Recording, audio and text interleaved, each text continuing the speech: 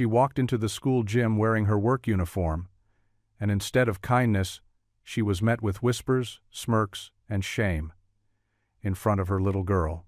But just when the room thought she would shrink away, a guest speaker stopped his speech and turned the spotlight on her. He didn't just defend her. He handed her daughter something that would change everything. That moment went viral overnight, sparking a storm no one saw coming, because behind the applause, powerful people were ready to strike back. Secrets from the past will be uncovered, reputations will be destroyed, and a mother's fight for her child's dignity will test an entire town. When the world tries to silence a mother's worth, who will stand with her when it matters most? Before we get into the story, comment below where in the world you are watching from today. The fluorescent lights of Joe's Diner buzzed overhead as Grace wiped down the last table of her shift. Her feet ached in her worn-out shoes, and her lower back complained after 12 hours of carrying plates and refilling coffee cups. The clock on the wall showed 11:45 p.m., another late night that would blur into an early morning. "Here's your share of the tips, Grace," said Monica, the other server, sliding a small stack of wrinkled bills across the counter. Slow night. Grace counted the money quickly. $32. Her heart sank, but she kept her voice steady. "Thanks, Monica. See you tomorrow." In the employee bathroom, Grace changed out of her gravy-stained uniform into her street clothes. The mirror showed dark circles under her eyes, and she splashed cold water on her face, trying to wash away some of the exhaustion. Tomorrow was Maya's school assembly, community and service night. She couldn't miss it, even though it meant asking for another schedule adjustment. The cool night air hit her face as she walked to her old Honda Civic. The engine coughed twice before starting, and Grace made a mental note to ask her neighbor Jose if he could take a look at it this weekend. Another expense she couldn't afford right now. At the grocery store, still open late, Grace walked the aisles carefully, calculator in hand. The tip money wouldn't stretch far, but Maya needed lunch supplies for the week. She picked up the basics: bread, peanut butter, apples, and a bag of carrots. In the cereal aisle, she reached for the store brand instead of the name brand ones Maya loved. The difference was $3. $3 that could go toward gas or the overdue activity fees at school. At the checkout, Grace held her breath as the total came up, $28.43. She handed over the tip money, tucking the remaining few dollars into her wallet. They would have to make it work, somehow. They always did. The apartment was quiet when she unlocked the door. Mrs. Rodriguez from next door had watched Maya again, and there was a note on the kitchen table in the older woman's careful handwriting. Maya finished her homework and had dinner. She was an angel as always. Grace smiled, making a mental note to bring Mrs. Rodriguez some of the day-old muffins from the diner as a thank you. The woman never accepted payment, saying Maya's company was enough. But Grace always tried to show her gratitude somehow. She put away the groceries quietly, organizing the cabinet to make the food stretch as far as possible. The bills on the counter caught her eye, a small stack of white envelopes that seemed to grow no matter how many extra shifts she picked up. She pushed them aside. Tomorrow's problem. Down the short hallway, Grace peeked into Maya's room. The nightlight cast a soft glow over her daughter's sleeping face, and Grace's heart swelled with love. Maya lay curled up with her stuffed elephant, dark hair spilling across the pillow. A library book about the solar system lay open on the floor. Maya's latest fascination was astronomy. Grace stepped quietly into the room, picking up the book and marking Maya's place. She tucked the blanket more securely around her daughter's shoulders, brushing a gentle kiss on her forehead. Maya stirred slightly but didn't wake. "Sweet dreams, mi amor," Grace whispered. A piece of paper on Maya's desk caught her attention. A program for tomorrow's assembly. Maya had highlighted her part in the music presentation, drawing little stars around it. Pride and worry tangled in Grace's chest. Her daughter had such a beautiful voice, such bright dreams. Grace would do anything to protect those dreams, even if it meant working herself to the bone. Back in the living room, Grace pulled Maya's best dress from the laundry basket. It was a pretty blue cotton dress that had been a lucky find at the thrift store, and Maya loved it. Grace plugged in the iron, spreading the dress carefully on the ironing board. The fabric was slightly worn at the seams, but it still looked nice when pressed properly. As she smoothed out the wrinkles, Grace thought about the other parents who would be at tomorrow's assembly. Most of them would come straight from their office jobs, wearing business clothes and carrying smartphones. She would rush there in her diner uniform, probably smelling like French fries and coffee. But she would be there. That was what mattered. The iron hissed softly as she worked, and Grace found herself humming the song Maya would be performing. Her daughter had practiced it for weeks, her clear voice filling their small apartment with hope. Grace had to blink back sudden tears. Maya never complained about their tight budget or their small apartment. She just sang her heart out and brought home library books and drew pictures of the stars she dreamed about.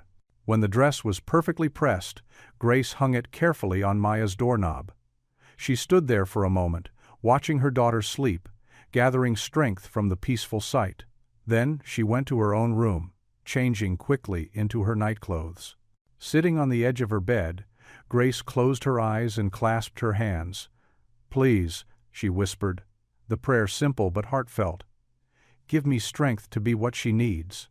Help me make tomorrow special for her." Her body felt heavy as she lay down, muscles aching from the long day. The alarm would ring too soon, calling her to another early shift before the assembly. But Maya's highlighted program and carefully pressed dress filled her thoughts as she drifted off to sleep, reminding her what she was working for, what was worth every tired step and careful penny counted. The morning sun hadn't yet peeked through the curtains when Grace's alarm buzzed at 5:30 a.m. Her body protested as she dragged herself from bed, muscles stiff from yesterday's double shift. But today was special. Maya's assembly at school. The thought of her daughter gave Grace the energy she needed to push through her exhaustion. In the tiny kitchen, Grace pulled out the pancake mix she'd been saving for a special occasion. The box was a bit battered, pushed to the back of the cupboard behind the cheaper cereals and oatmeal, but Maya deserved something nice today. She mixed the batter while stifling a yawn, adding a sprinkle of cinnamon, their secret ingredient. "Maya, sweetie," Grace called softly, entering her daughter's room. "Time to wake up." Maya was curled up under her worn but clean comforter, dark hair spilling across her pillow. She stirred, blinking sleepily. "Mama, I'm making pancakes," Grace said, smoothing Maya's hair back from her forehead. "Your favorite breakfast for your big day." That got Maya's attention. She sat up, rubbing her eyes. "Really? With cinnamon? Would I make them any other way?" In the kitchen, Maya perched on a wooden chair, her legs swinging as she watched Grace pour perfect circles of batter onto the old griddle. The sweet smell of cinnamon filled their small apartment. "Want to practice your line while we wait for these to cook?" Grace asked, keeping one eye on the bubbling pancakes. Maya's shoulders tensed slightly. "Okay." She took a deep breath, just like they'd practiced. "Welcome to Jefferson Elementary's Community and Service Night." "That was good, honey," Grace said, flipping a pancake with practiced ease. "Remember, there's no rush. Just take your time." "But what if I mess up?" Maya's voice quivered. "Lydia's mom always looks at me funny when I stutter." Grace's heart clenched. She turned from the stove and knelt in front of her daughter. Pancakes momentarily forgotten. "Hey, look at me." She waited until Maya's brown eyes met hers. "Your voice is beautiful just the way it is. Sometimes our words just need a little extra time to come out, that's all." "Like when pancakes need extra time to get golden?" Maya asked. Grace smiled, touching her nose. "Exactly like that. And look, these are perfect now." She slid 2 golden brown pancakes onto Maya's plate, arranging them into a smile with a strip of bacon for the mouth. While Maya ate, Grace packed her lunch, a sandwich, an apple, and the last granola bar from the box. She'd grab something at the diner later, maybe. The morning rushed by in a flurry of activity. Helping Maya brush her teeth, making sure her uniform was neat, double-checking her backpack. "Mrs. Rodriguez will pick you up after school," Grace reminded Maya as they stood by the bus stop. "I'll meet you at the assembly at 6, okay?" Maya nodded, clutching her backpack straps. "Promise you won't be late?" "I promise I'll be there," Grace said, hugging her tight. She watched until the yellow school bus disappeared around the corner.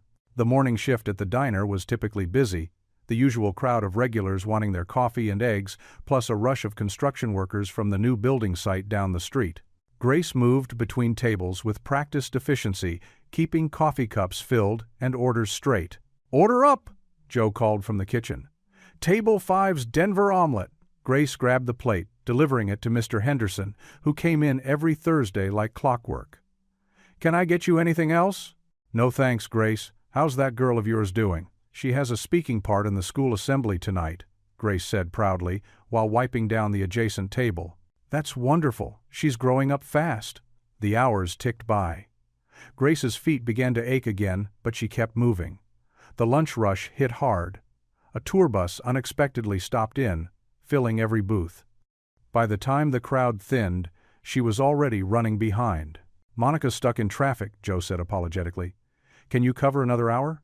Grace glanced at the clock. 4:45 p.m. Her chest tightened. She needed to leave by 5 to have time to go home, change, and make it to the school by 6. But they were short-staffed, and Joe had always been good about working around her schedule for Maya's events. "Just until Monica gets here," she agreed reluctantly. But Monica's stuck in traffic turned into accident on the highway, and suddenly it was 5:30 p.m. Grace's uniform had a small coffee stain on the sleeve, and her hair was falling out of its neat bun. She looked at the clock again, stomach churning. "Joe, I have to go," she called, already untying her apron. "Maya's assembly." "Go, go," he waved her off. "Monica just texted she's 5 minutes away." Grace grabbed her purse from the back room, heart racing. There was no time to go home and change now.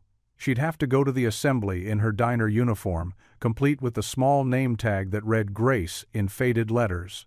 She rushed to her old Toyota, praying it would start on the first try today.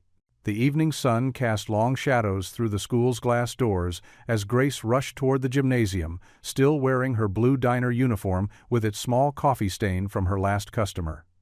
Maya's small hand was warm in hers as they hurried through the crowded hallway decorated with student artwork and gleaming trophy cases. "Sorry we're cutting it close, sweetie," Grace whispered, giving Maya's hand a gentle squeeze. Her daughter wore the freshly ironed yellow dress they'd picked out together at the thrift store last month. The fabric swished softly as they walked. The gymnasium buzzed with activity, parents in business attire claiming seats on the metal bleachers, teachers corralling excited students, and PTA volunteers setting up a refreshment table near the entrance. The polished floor gleamed under the fluorescent lights, and a small stage had been set up at the far end, complete with a podium and microphone. "Mrs. Parkhurst wanted all the children in the front, 3 rows, Maya said quietly, pointing to where her classmates were gathering. "Okay, honey, I'll be right here watching." Grace started, but a sharp voice cut through their conversation. "Well, if it isn't our hard-working waitress." Lydia Parkhurst's perfectly styled hair and designer blazer seemed to emphasize Grace's wrinkled uniform. She stood with a small cluster of PTA mothers, all wearing knowing smiles. Some of us managed to dress appropriately for the occasion. Grace felt her cheeks burn but kept her voice steady. "Good evening, Mrs. Parkhurst." "You know, most parents contribute more than just showing up," Lydia continued, her voice dripping with false sweetness. "The activity fees were due last month. I assume you've forgotten?" Maya's hand tightened around Grace's fingers. The little girl's shoulders hunched forward, her earlier excitement dimming like a candle in the wind. "I'll have the fees by next week," Grace replied, fighting to keep her voice level. She could feel curious glances from nearby parents, some pretending not to listen while others openly stared. "Oh, of course you will," Lydia smiled, her perfectly applied lipstick somehow making the expression seem cruel. "Just like you said last month, and the month before that." A few of the mothers tittered behind their hands. One whispered something to another, both glancing at Grace's uniform with poorly concealed disdain. "Mama." Maya's voice was barely a whisper, her eyes fixed on the floor. "Go join your class, sweetheart," Grace managed, smoothing Maya's dark hair. "You'll do great." Maya walked toward her classmates, her shoulders still curved inward, her yellow dress suddenly seeming less bright. Grace watched her daughter slide into an empty seat, noticing how the other children shifted slightly away, probably having heard their parents' whispered comments about the Alvarez family's financial situation. Grace found a spot on the bleachers, the metal seat cold through her uniform. Her hands clasped tightly in her lap, she tried to focus on Maya instead of the continued murmurs around her. A mother 2 rows down pointedly moved her designer purse to another seat when Grace sat nearby. "I heard she's behind on the lunch payments too," someone whispered loudly enough to carry. "Well, you know how some people take advantage. If you can't afford private school." Each comment felt like a small cut, but Grace sat straighter, keeping her eyes forward. She'd learned long ago that dignity wasn't about what you wore or what others said about you. It was about how you carried yourself through the storm. Principal Hines approached the podium, his gray suit pressed and his tie perfectly straight. The gymnasium gradually quieted as he tapped the microphone. "Good evening, parents and students," he began with his usual measured tone. "We're honored to have a very special guest with us tonight, a decorated veteran, a former teacher at our school, and a pillar of our community. Please welcome Sergeant Charles Benton." Grace noticed Maya's hand trembling slightly as she clapped along with her classmates. Her daughter's eyes darted back toward her once, quick and uncertain, before returning to the stage where an elderly man in a crisp blue blazer was making his way to the podium. Charlie Benton adjusted his tie as he made his way to the podium. His weathered hands, marked by decades of service, gripped the wooden edges. The fluorescent lights of the gymnasium caught the silver in his hair as he surveyed the crowd, his kind eyes lingering on Grace and Maya in their corner seats. "Good evening, everyone," he began, his deep voice carrying through the microphone with the gentle authority of a lifetime educator. "I had a whole speech prepared about community service and civic duty." He patted the folded paper in his jacket pocket, then paused, his gaze returning to Grace in her diner uniform. "But sometimes," Charlie continued, stepping away from the podium, "the best lessons about service are sitting right in front of us." He unpinned the microphone and walked down the stage steps, each footfall echoing in the now silent gymnasium. "You see that mother there?" He gestured toward Grace, who stiffened in her seat. "The one who came straight from work, still in her uniform? She's teaching us something powerful tonight." Maya squeezed her mother's hand tighter as all eyes turned their way. Grace felt her cheeks burn, but Charlie's steady voice kept going, warm and sure. "Some folks might look at a working mother and see only what's missing, the fancy clothes, the volunteer hours, the checkbook for extra fees." He shook his head, his voice taking on a passionate edge. "But let me tell you what I see. I see sacrifice. I see dignity. I see a mother who puts food on other people's tables all day so she can feed her own child at night." The gymnasium had grown so quiet you could hear the hum of the overhead lights. Lydia Parkhurst shifted uncomfortably in her seat a few rows ahead. "You know what else I see?" Charlie's voice softened as he approached Grace and Maya's row. "I see a little girl who comes to school every day with her homework done, wearing clean clothes, carrying a lunch packed with love. That doesn't happen by accident, folks. That happens because her mother gives everything she has." Grace blinked rapidly, trying to hold back tears. Maya looked up at her mother, her small face glowing with pride. "Now, I've served this country," Charlie continued, reaching into his pocket. "Fought in Vietnam, taught in our schools for 40 years. And let me tell you something. Some of the bravest soldiers I know are the mothers who fight every single day to give their children a better life." He stopped directly in front of Maya, who sat up straighter in her chair. From his pocket, Charlie pulled out a gleaming coin, his military challenge coin, its surface catching the gymnasium lights. "This coin," he said, holding it up for everyone to see, "was given to me for courage under fire. But real courage? Real courage is what I see right here." He knelt down to Maya's eye level, his knees creaking slightly. "Young lady, your mother has given you the greatest gift there is, her whole heart, and you, my dear, are a gift to this entire community." With gentle hands, he placed the coin in Maya's palm. Her eyes widened as she traced the raised emblems with her finger.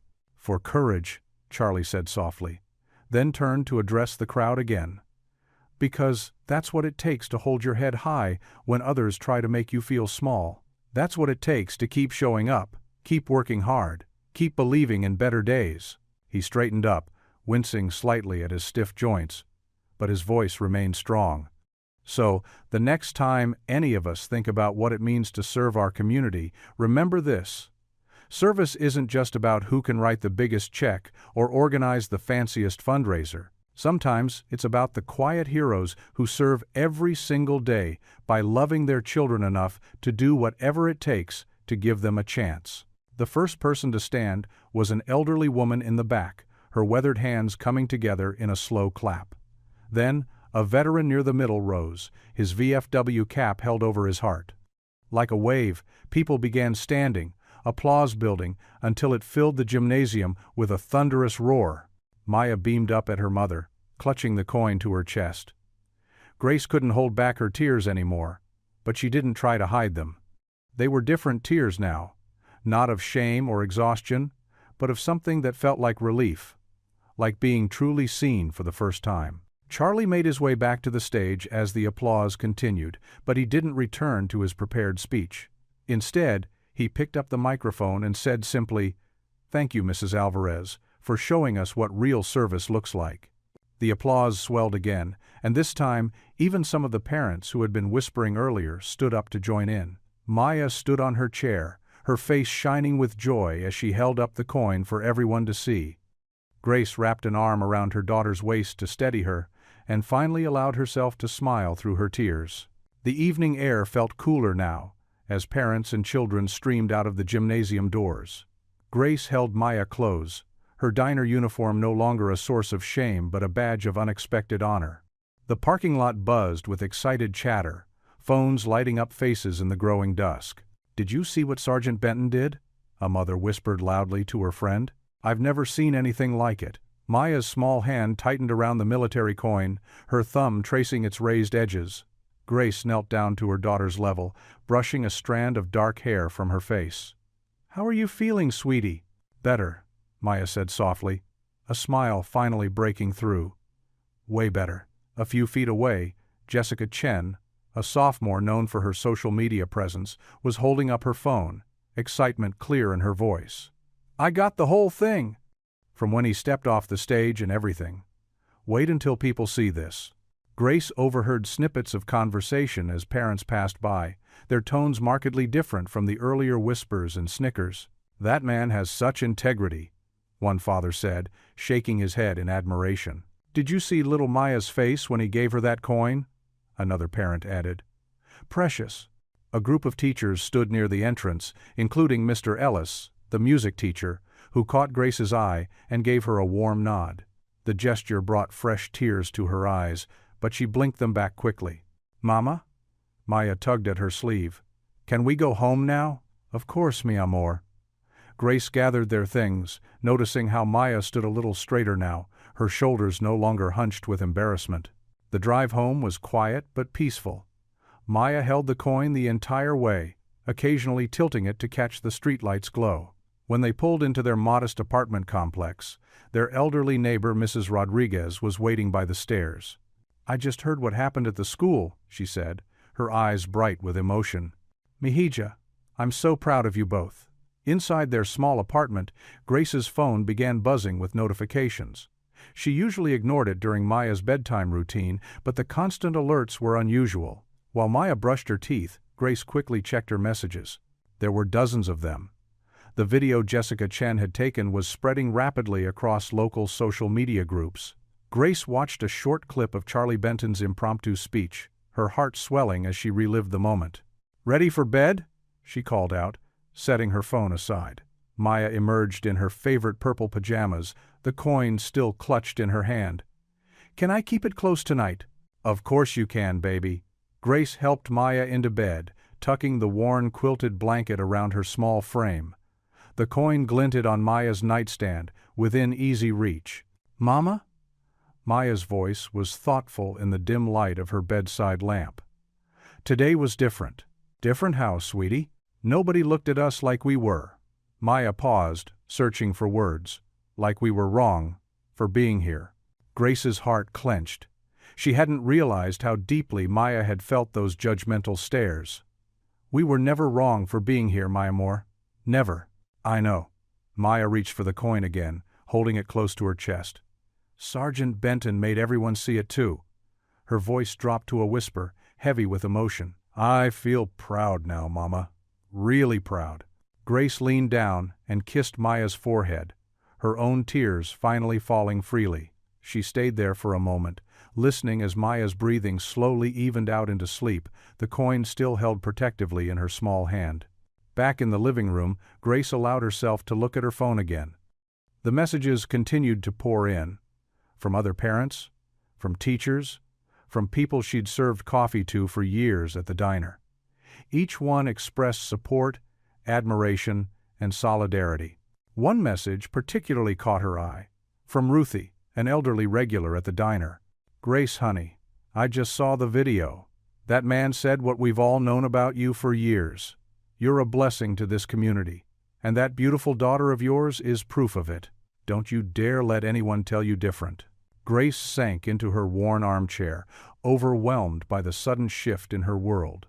For years, she'd carried the weight of others' judgment, trying to shield Maya from the worst of it. Now, in one extraordinary evening, someone had stood up and declared their worth to the entire community. She could hear Maya's soft breathing from the bedroom, peaceful and untroubled for the first time in weeks. The shame that had colored their lives for so long felt lighter somehow, transformed by an unexpected act of kindness into something that looked remarkably like hope. Through the thin walls of their apartment, the sounds of the city continued. Cars passing, distant sirens, the familiar creaks of their buildings settling for the night. But inside their small home, something had changed. Grace closed her eyes, offering a silent prayer of gratitude for Charlie Benton and his courage to speak up, for Maya's newfound pride, and for the possibility that tomorrow might be different than all the yesterdays that came before. The notifications on her phone continued to light up the dim room, each one a small reminder that they weren't alone anymore. Tomorrow would bring new challenges, but for now, Grace let herself rest in the knowledge that her daughter was sleeping soundly, feeling proud at last. The morning sun streamed through the diner's wide windows, casting long shadows across the weathered linoleum floor. Grace moved between tables with practiced efficiency, coffee pot in hand, her mind still processing the events from last night's assembly. She'd barely slept, Maya's excitement keeping them both up late, as they watched the video clip spread across social media. "Order up," Jorge called from the kitchen, the clatter of plates punctuating the breakfast rush rhythm. As Grace turned toward the counter, she stopped short. There sat Sergeant Charles Benton, his weathered hands wrapped around a coffee mug, watching her with kind eyes. "Good morning," she managed, her voice catching slightly. I didn't expect to see you here." Charlie's smile crinkled the corners of his eyes. "Best coffee in town, or so I've heard." He gestured to the empty seat across from him. "Got a minute to join me? My treat." Grace glanced around the diner. The morning rush was winding down, most tables already cleared. "Let me check with my manager." Minutes later, she slid into the booth, her own coffee cup warming her hands. "About last night," she began. "I don't know how to thank you." "Alvarez," Charlie interrupted softly, studying her face. "Grace Alvarez. I've been turning that name over in my mind all night." He leaned forward slightly. "Any relation to Graciela Alvarez?" Grace's breath caught in her throat. "My mother," she whispered. "How did you?" "I taught her," Charlie said, his voice thick with memory. "My first year teaching, back in '85.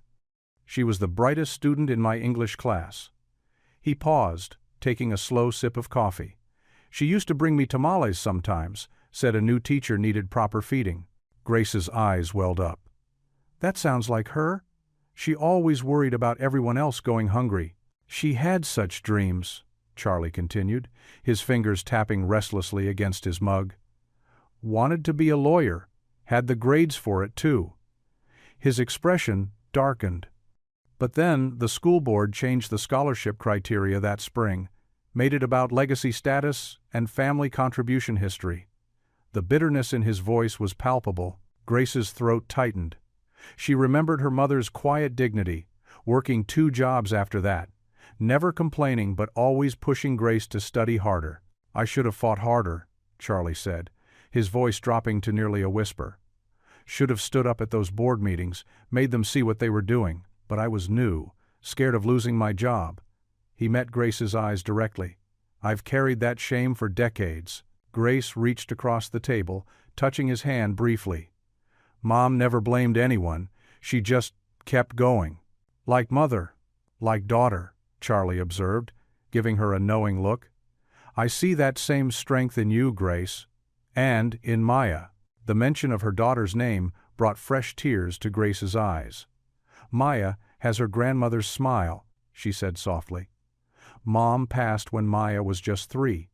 But sometimes, when Maya laughs." She trailed off, dabbing at her eyes with a napkin. Charlie pulled an old leather wallet from his pocket, carefully extracting a folded photograph. "I kept this," he said, smoothing it out on the table.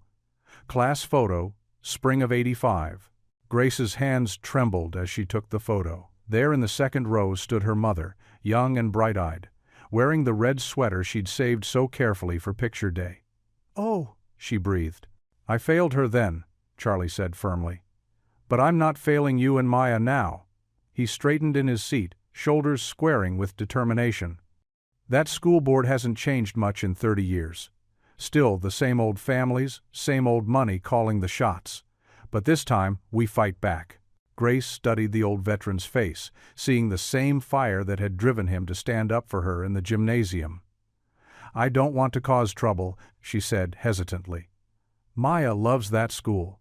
And with the custody situation being so delicate—" "Sometimes trouble finds us," Charlie interrupted gently. "And sometimes standing up is the only way to honor those who couldn't."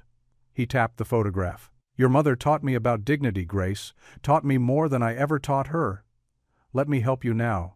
Let me make this right." Grace looked down at her mother's young face in the photograph, remembering all the times she'd watched her straighten her spine and walk proud, despite the whispers, despite the closed doors. She thought of Maya clutching that military coin, finally feeling like she belonged. "Okay," she said quietly, meeting Charlie's steady gaze. "Where do we start?" The setting sun cast long shadows through the school's empty hallways as Lydia Parkhurst's heels clicked against the polished floor. She'd called an emergency PTA meeting, and her inner circle gathered in the library, their faces illuminated by the warm glow of desk lamps.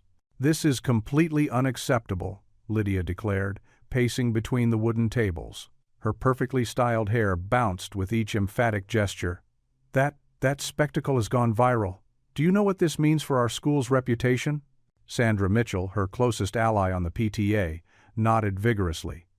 "My phone hasn't stopped buzzing with notifications. Everyone's sharing that video." "Exactly." Lydia's voice dripped with disdain. "And now we have people from all over, commenting about our elitism and discrimination, as if enforcing basic policies is somehow wrong." The library door opened with a soft creak, and Principal Hines entered, his tie slightly askew. Behind him strode a tall man in an expensive suit, Lydia's brother, looking as if he'd just stepped out of a board meeting. "Thank you all for staying late," Principal Hines said, his usual confident tone wavering slightly. Lydia's brother didn't bother with pleasantries. He stood at the head of the table, hands clasped behind his back. "I've reviewed the situation. This school has received substantial donations from my family for 3 generations. We've always maintained certain standards." The fluorescent lights hummed in the silence as he continued. "This viral video makes it appear that we're running some sort of charity operation. That's not what my money is for." Principal Hines cleared his throat. "Mr. Parkhurst, I understand your concerns, but Sergeant Benton's actions were completely out of line." Lydia's brother cut in. "A guest speaker using our platform to grandstand? Creating division among parents? This isn't what we agreed to." Sandra leaned forward. "The comments online are encouraging more parents to question the activity fees. They're calling them barriers to inclusion." She said the last words with air quotes. "Precisely my point." Lydia's brother loosened his tie. "Either we maintain order, or I'll be forced to reconsider my annual contribution. The choice is yours, Principal Hines." The principal's face paled. Everyone knew that Parkhurst donations funded everything from the science lab equipment to the athletic programs. He fumbled with his glasses, cleaning them nervously with his handkerchief. "What exactly are you proposing?" he asked. Lydia stepped in smoothly. "We need strict enforcement of all fees. No more exceptions or payment plans. And we should suspend any programs that encourage this disruption." "The music program?" her brother added. "It's become a lightning rod for controversy. Perhaps it's time for a thorough review." Principal Hines' shoulders slumped. "That would affect many students. Then their parents should have considered that before turning our school into a viral sensation," Lydia said sharply. "We need to schedule a board vote immediately." 2 weeks, her brother declared. "That should give everyone time to reconsider their positions." Outside in the hallway, Grace stood frozen, her hand pressed against the wall for support. She'd stayed late to help Maya practice for choir, and now her daughter's happy humming from the music room seemed to mock the conversation she'd just overheard. The voices continued from the library, but Grace couldn't move. The weight of what this meant pressed down on her chest. Maya had just started to bloom in the music program, finding her voice, making friends. Now it could all be taken away because Grace hadn't been able to keep her head down, because she'd somehow become the center of attention she'd always tried to avoid. "We'll announce the vote tomorrow," Principal Hines was saying, his voice carrying through the thin walls. "And until then, full enforcement of all policies." "Excellent," Lydia's brother replied. "I trust you'll make the right decision to protect the school's reputation." Grace finally forced herself to move, her legs feeling like lead as she walked toward the music room. Maya's voice floated down the hallway, practicing the song she loved so much. The coin from Charlie sat in her pocket, suddenly feeling heavier than ever. How could she tell her daughter that her chance to belong might be slipping away? That once again their financial struggles could steal another opportunity from her? Grace leaned against the wall, closing her eyes against the sting of tears. Inside the library, chairs scraped against the floor as the meeting concluded. Grace quickly composed herself and hurried toward the music room, not wanting anyone to see her. She couldn't let them know she'd overheard, couldn't give them another reason to label her a troublemaker. Maya's face lit up when she entered the room. "Mom, did you hear me practicing?" Grace managed to smile, though her heart felt like it was breaking. "I sure did, sweetie. You sound beautiful." Behind Maya's head, through the music room window, Grace watched Lydia and her brother stride to their expensive cars, their satisfied expressions visible in the parking lot lights. They had no idea what their decisions meant to children like Maya. Or maybe they did, and just didn't care. The VFW hall stood quiet in the late afternoon light, its faded brick walls holding decades of veterans' stories. Grace pushed open the heavy wooden door, the familiar smell of coffee and old wood greeting her. Charlie sat at a corner table, 2 steaming mugs already waiting. "Right on time," he said, standing to pull out a chair for her. His weathered face creased with a gentle smile. "Figured you could use something stronger than diner coffee today." Grace sank into the chair, wrapping her hands around the warm mug. "Thank you, Charlie, for everything." Her voice wavered slightly. "I heard about the board vote. They're really going to do this, aren't they?" Charlie's blue eyes hardened. "They're trying, but we've got something they don't expect. People who remember what it means to fight for what's right." He reached into his jacket pocket and pulled out a worn photograph. "This was your mother's graduating class." Grace leaned forward, her breath catching. There in the front row stood her mother, Graciela, young and bright-eyed in her cap and gown. "I've never seen this picture before." "She was the smartest student I ever taught," Charlie said, his voice thick with emotion. "When they changed the scholarship requirements, made them impossible for working families to meet, I kept quiet. Told myself it wasn't my place to speak up." He shook his head slowly. "Your mother lost her chance at college because of that silence." Grace touched the photograph gently. She never blamed anyone, just worked harder, like always. "That's who she was," Charlie agreed. "But it shouldn't have happened, and I won't let it happen again. Not to Maya, not to any child." He reached across the table, covering Grace's hand with his own. "The board meeting's in 2 weeks. They need to hear from you, Grace." Her stomach clenched. "Me? Charlie, I can barely speak up at parent-teacher conferences. And these people, they're lawyers, business owners. They'll eat me alive." "No." Charlie's voice was firm. "They're just people who've forgotten what it means to be a community. You remind me so much of your mother. That same quiet strength. Maya gets it from both of you." Grace stared into her coffee, watching the light ripple across its surface. "I'm terrified of making things worse. What if I mess up? What if they use it against Maya?" Charlie leaned back, his chair creaking. "When I was training new recruits, you know what scared them most? Not the combat. It was speaking up, standing out. But every single one of them found their voice when it mattered." He tapped the table for emphasis. "This matters, Grace." The late afternoon sun slanted through the hall's high windows, casting long shadows across the floor. Grace thought of Maya's face when she'd heard Lydia's cruel words, how her daughter had curled into herself like a wounded bird. "What would I even say?" she whispered. "The truth," Charlie replied simply. "About working double shifts and still struggling to make ends meet. About Maya's love for music and how it lights her up inside. About dignity being as essential as air." He paused, his expression softening. "Tell them what your mother taught you, that every child deserves a chance to shine." Grace felt tears pricking at her eyes. She would have loved Maya so much. "She'd be proud of you both," Charlie said. "And she'd want you to fight." He straightened in his chair, his former teacher's authority returning to his voice. "I'll help you prepare. We've got 2 weeks to get ready. You really think we can change their minds?" "I think we have to try." Charlie's smile returned, warm and determined. "Your mother never backed down from what was right. Neither will we." Later that night, Grace sat on the edge of Maya's bed, watching her daughter sleep. Maya's small hand curled around Charlie's service coin, its metal gleaming softly in the nightlight's glow. The sight stirred something deep in Grace's chest, a fierce, protective love mingled with newfound determination. She thought of her mother, of all the nights Graciela must have watched her sleep, carrying the weight of so many unspoken struggles. But her mother had never let that weight dim her spirit or her kindness. Now it was Grace's turn to stand strong, to speak for those who couldn't. Grace gently brushed a strand of hair from Maya's forehead. Her daughter stirred slightly, murmuring in her sleep, the coin still clasped tightly in her hand. In that moment, Grace made her decision.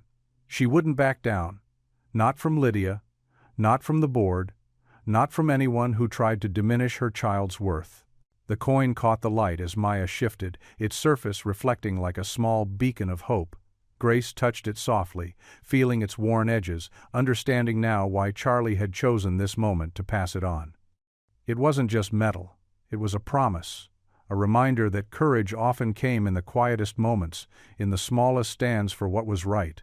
The afternoon sun streamed through the stained glass windows of First Methodist, casting colorful patterns across the crowded fellowship hall. Grace hesitated in the doorway, clutching her store-bought cookies. The room buzzed with conversation and the clinking of dishes as church members arranged their contributions on long tables draped in white cloth. Ruthie Bell spotted her immediately. "Grace, honey, come on in." The elderly pianist waved from behind a mountain of her famous chicken and dumplings. Her silver hair caught the light as she gestured Grace over with warm enthusiasm. Grace weaved through the crowd, nodding politely at familiar faces. She felt out of place in her simple blouse and skirt among the after-church finery, but Ruthie's welcoming smile eased some of her tension. "I brought cookies," Grace said softly, holding up the plastic container. "Nothing special, I'm afraid." "Nonsense," Ruthie declared, taking the cookies and adding them to the dessert table. "Every contribution matters. That's what today is all about." She looped her arm through Grace's and guided her toward a cluster of veterans wearing their VFW caps. "Everyone, this is Grace Alvarez," Ruthie announced. "Grace, meet some of my dearest friends." A tall man with silver hair extended his hand. "Bob Miller, Korean War. This is Tom, Frank, and Joe." The other veterans nodded warmly. "Thank you for having me," Grace said, touched by their genuine welcome. Eli Garner appeared beside them, his kind eyes crinkling at the corners. "Grace, I'm so glad you came." The music teacher balanced a plate of deviled eggs in one hand while greeting the veterans with familiar ease. More people filtered in, filling their plates and gathering at round tables. Grace found herself seated between Ruthie and Eli, surrounded by veterans and their wives. The conversation flowed naturally as they shared food and stories. Halfway through the meal, Ruthie gently tapped her water glass with a spoon. The room quieted as she stood. "Friends, we're here today for more than just good food," Ruthie began. "We're here because this community has children who need our help, children who deserve every opportunity, regardless of their circumstances." Grace's chest tightened as Ruthie continued. "Some of our families are struggling with activity fees and program costs. As your church pianist for 40 years, I've seen how music and arts can change young lives. We can't let financial barriers stand in their way." The veterans nodded in agreement. Bob Miller spoke up, his voice steady and clear. "The VFW has a support fund. We'd like to direct some of it to covering student fees, anonymously, of course. No child should feel different because they needed help. And I've been thinking," Eli added, setting down his fork, "I can offer free music lessons to any child who wants to join the choir or learn an instrument. We can schedule them during study hall or after school." Grace blinked back tears as murmurs of approval rippled through the room. She hadn't expected this outpouring of support. "Sometimes pride makes it hard to accept help," said Tom's wife Margaret, reaching across the table to pat Grace's hand. "But we're family here. Family takes care of each other." More offers of assistance emerged. Frank's daughter worked at the uniform shop and could provide discounted school clothes. Joe's wife taught sewing and offered to alter donated items. The church secretary mentioned a food pantry partnership. "We'll set up a discreet system," Ruthie explained. "Families can submit needs anonymously through the school office. We'll coordinate the resources without anyone feeling exposed." Grace found her voice, though it wavered slightly. "I don't know what to say. This is so generous." "Say nothing," Ruthie insisted. "Just help us spread the word to other parents who might be hesitating to let their children participate. Every child deserves to feel included." As the meal wound down, people lingered to chat and plan. Grace watched Eli discussing music arrangements with Ruthie, while veterans huddled over contribution details. The autumn light painted everything in warm gold, matching the glow in her heart. When it was time to leave, Ruthie pulled Grace into a tight hug. "You're not alone anymore, dear. Remember that." Grace walked to her car with lightened steps. For the first time in years, she felt truly supported, not just for herself, but for Maya and every child who needed a chance to shine. The church's fellowship hall had become more than a meeting place. It had become a sanctuary of hope. As she drove home, Grace recalled all the times she'd turned down help, too proud to accept charity. But this was different. This was community. This was people coming together to lift each other up, no questions asked, no judgment given. The weight she'd carried for so long felt just a little lighter. She thought of Maya, who loved to sing but often held back, afraid to draw attention to their situation. Now her daughter could take music lessons without worry. She could join activities without fear of fees. She could simply be a child, free to explore her talents and dreams. The afternoon's warmth stayed with Grace, wrapping around her like a comfortable blanket. For once, she didn't feel like an outsider looking in. She felt like part of something bigger, a tapestry of caring hearts working together to make their corner of the world a little better. The morning light filtered through the school hallway's windows as Grace walked Maya to her classroom. They were early today. Grace had switched shifts with another waitress to make sure Maya wouldn't be late. The corridor smelled of floor cleaner and chalk dust, their footsteps echoing against the worn linoleum. "Remember, Aunt Rosa's picking you up after choir practice," Grace said, smoothing Maya's dark curls. "I'll be home right after my evening shift." Maya nodded, clutching her backpack straps. "Will you make mac and cheese tonight?" "You bet, sweetie." Grace knelt to give her daughter a quick hug. "Have a great day." As Maya disappeared into her classroom, Grace headed toward the cubbies to drop off Maya's spare sweater. The wall of wooden compartments held everything from lunchboxes to rain boots. She found Maya's cubby, marked with a carefully written name tag, and reached in to arrange the folded sweater. Her fingers brushed against something, a piece of paper, folded small and tight, probably a note from another student. Maya had been making more friends lately through the choir. Grace pulled it out, unfolding it with a small smile. The smile vanished. 5 words, typed in harsh black letters: "Pay your own way, freeloader." Grace's hands began to shake. She glanced around the empty hallway, suddenly feeling exposed. The paper crinkled as her fingers tightened involuntarily. "Morning, Grace." She startled at Mrs. Henderson's cheerful voice. The 3rd grade teacher was approaching with an armful of construction paper. "Oh, good morning," Grace managed, quickly stuffing the note into her pocket. Her heart was racing. "Maya's doing so wonderfully in choir," Mrs. Henderson said warmly. "Such a beautiful voice." Grace nodded, trying to keep her voice steady. "Thank you, she loves it." As she walked toward the school exit, snippets of conversation drifted from the teacher's lounge.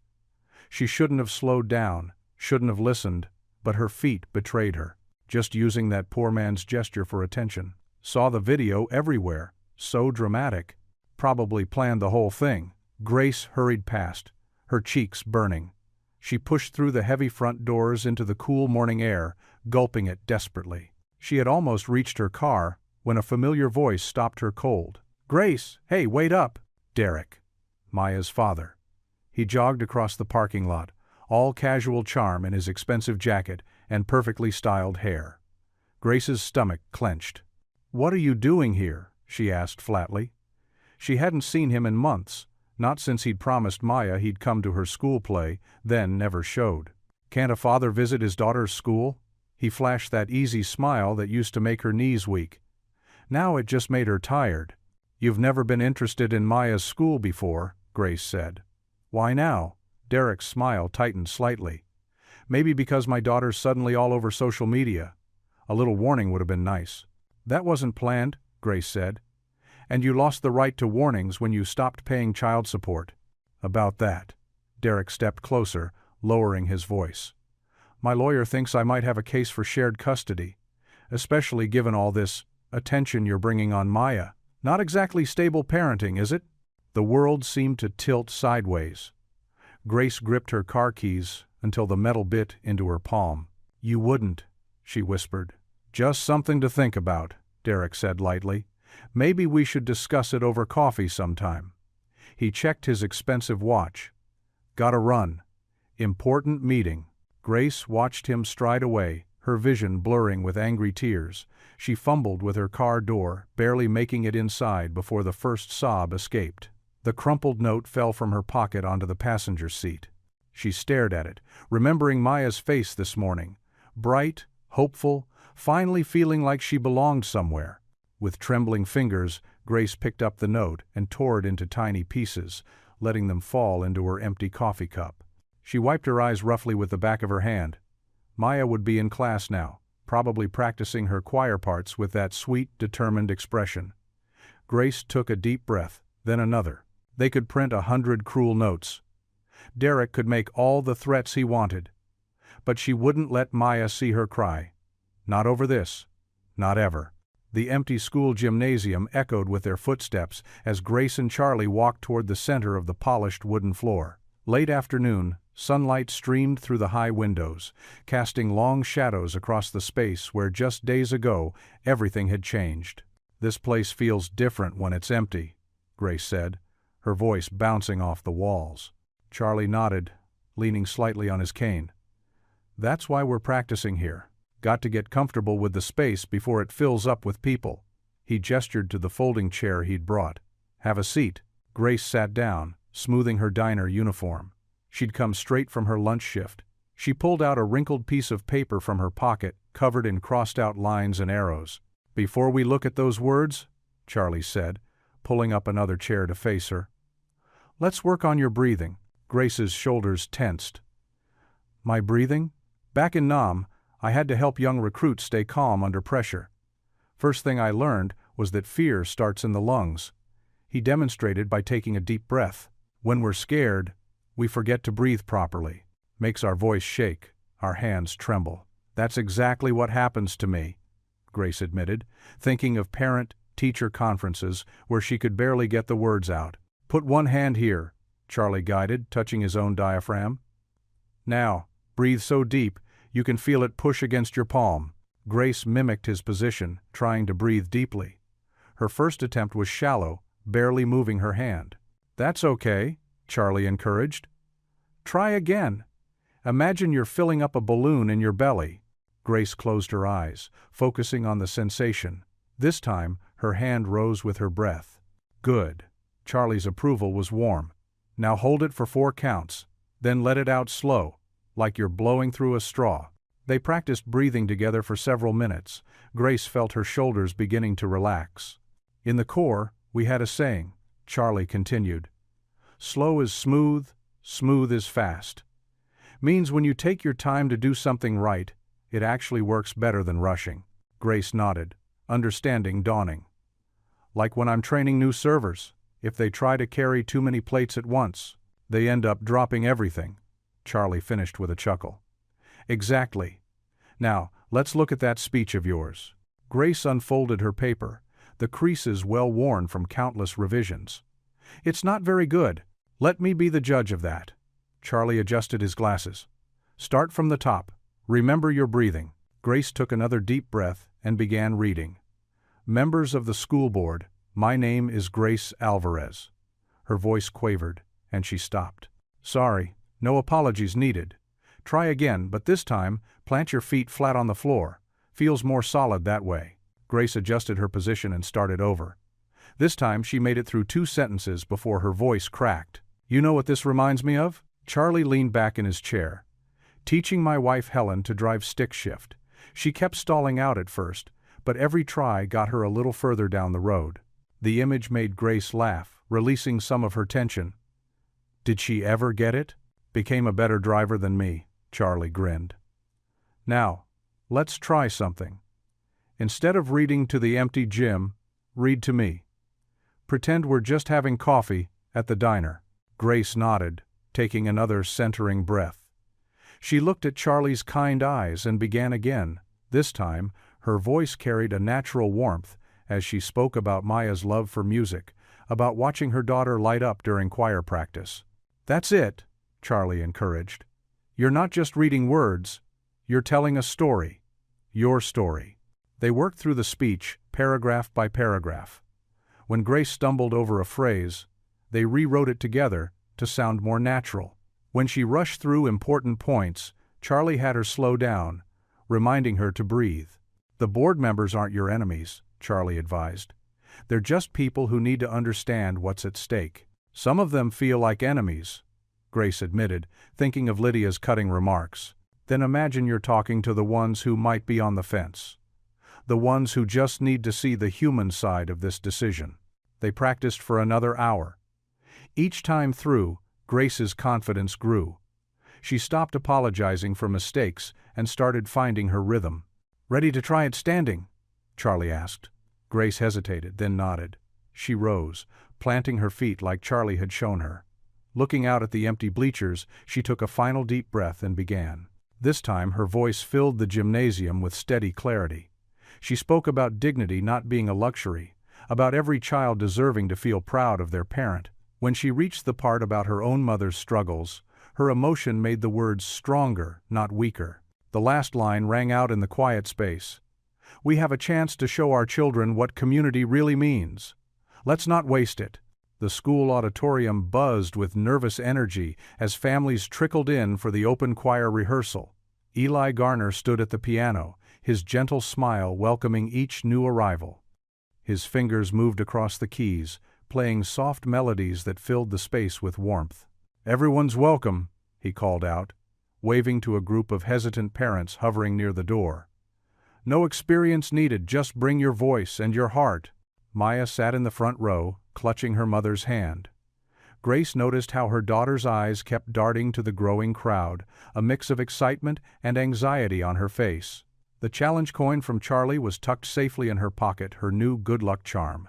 Veterans from the VFW hall filed in, led by Charlie, who now walked with a determined stride despite his cane. They wore their caps proudly, forming a line of quiet dignity along the back wall. A few seniors from Ruthie's church group settled into seats near the middle, their weathered faces bright with anticipation. "All right, folks," Eli announced, standing up from the piano bench. "Let's start with something we all know." His hands rose in a gentle conducting motion. "Amazing Grace. First verse, nice and easy." The first few notes were tentative, scattered voices testing the waters. But as the melody built, something magical happened. The veterans' deep bass notes provided a strong foundation. The church ladies' practiced harmonies floated above. Children's voices, clear and pure, wove through the middle. Maya's voice rose clear and true, gaining confidence with each note. Grace watched as her daughter's shoulders straightened, her chin lifted. The coin might have given her courage, but this was her daughter finding her wings. A young reporter from the local paper sat in the corner, scribbling in her notebook.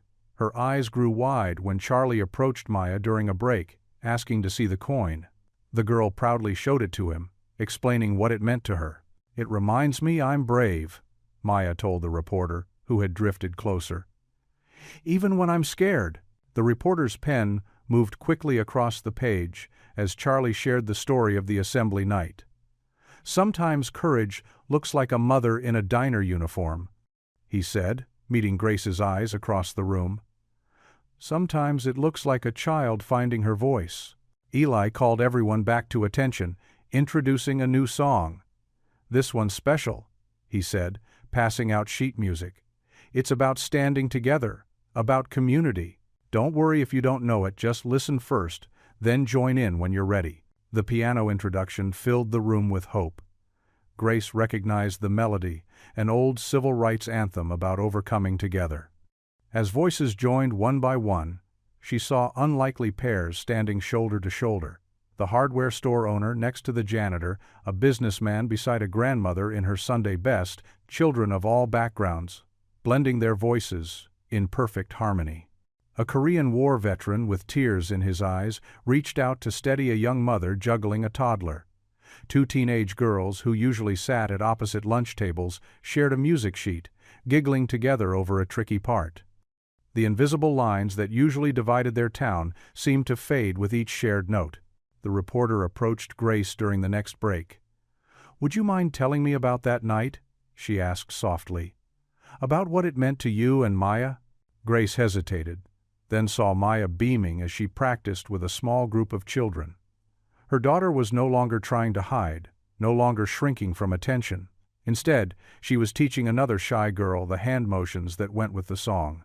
"It wasn't just about the coin," Grace found herself saying. "It was about being seen, really seen."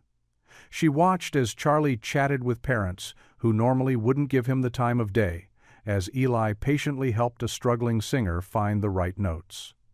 It was about someone standing up and saying every child deserves to belong.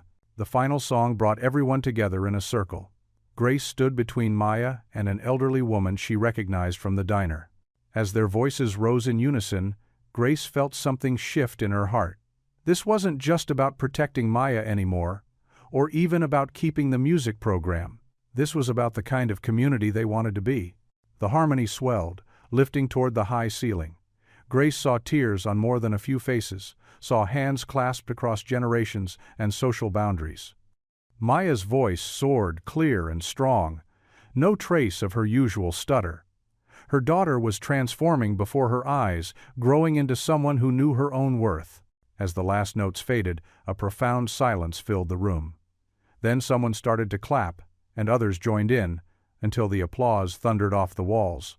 Maya looked up at Grace, her eyes shining with joy and something more pride, pure and untarnished by shame. In that moment, watching her daughter shine, Grace understood. This fight wasn't just for Maya anymore. It was for every child who needed to be seen, every parent working double shifts, every person who'd ever felt like they didn't quite belong. The music had shown them what was possible when they dared to raise their voices together. The school board meeting room was packed to the brim, with every wooden chair occupied and people standing along the walls. The fluorescent lights hummed overhead, casting a harsh glow on the long table where 7 board members sat with stern expressions. Grace's hands trembled as she gripped the edges of her worn note card. She had practiced her speech countless times with Charlie, but facing this crowd made her throat go dry.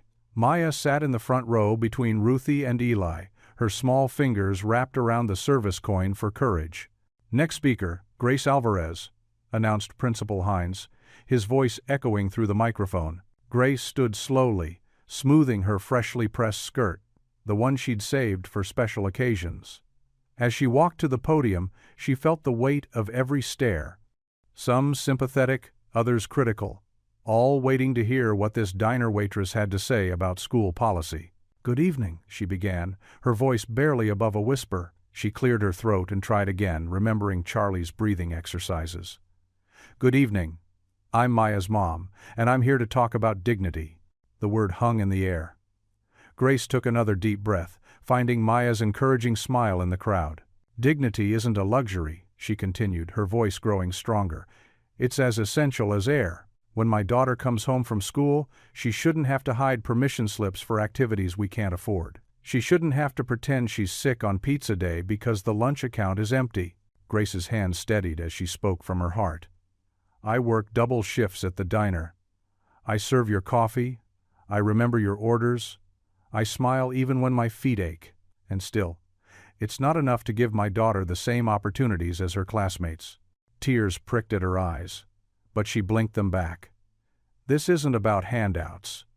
It's about creating a community where every child can thrive, where single mothers don't have to choose between paying the electric bill and letting their kid join the choir."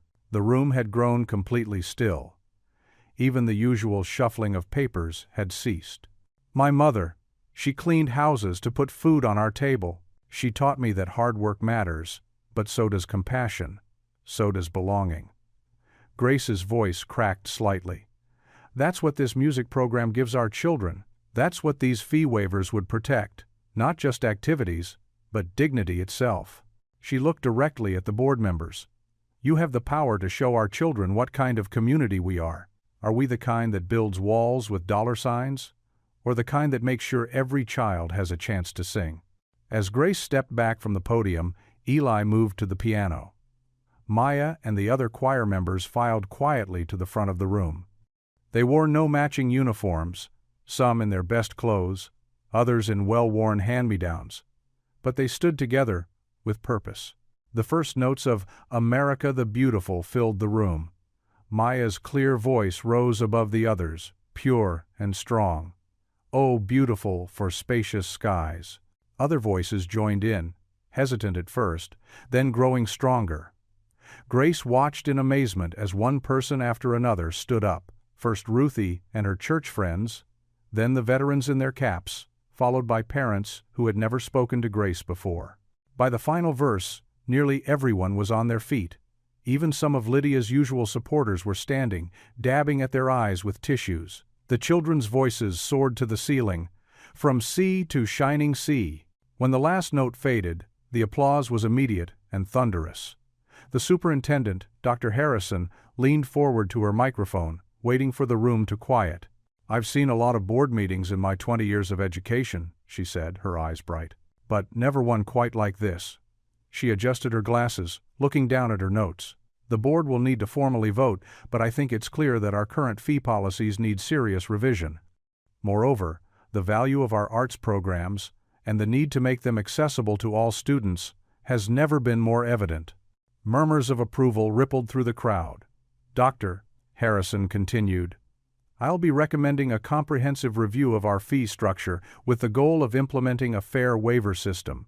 And the music program?" She smiled. "I believe we've just heard exactly why it must be protected." Grace could hardly believe her ears. She felt lightheaded with relief as she made her way back to her seat. Maya broke away from the choir group and ran to her mother, throwing her arms around Grace's waist. "You did it, Mama," Maya whispered fiercely. "You were so brave." Grace held her daughter close, breathing in the familiar scent of her strawberry shampoo. Looking around the room, she saw Charlie giving her a proud thumbs up from his seat. Eli was beaming at the piano, and even Principal Hines looked moved. For the first time since this fight began, Grace felt truly hopeful. She didn't just see allies in the room, she saw a community coming together. Maya's coin pressed between them as they hugged, a small circle of metal that had somehow helped spark something much bigger than themselves. The meeting continued with other agenda items, but Grace barely heard them. She sat with her arm around Maya, their hearts still full from the music and the moment they had shared. Whatever came next, they had stood up together. They had been heard. And in that packed meeting room, they had found their voice. Grace's phone buzzed against her nightstand, like an angry hornet, jolting her awake before her alarm. Through bleary eyes, she saw a flood of notifications lighting up her screen. Messages, emails, and social media alerts poured in nonstop. Her stomach clenched as she opened the first message from Ruthie. "Grace, honey, don't look at social media. Call me right away." But it was too late. Grace's thumb had already clicked on a link someone had sent. The video started playing.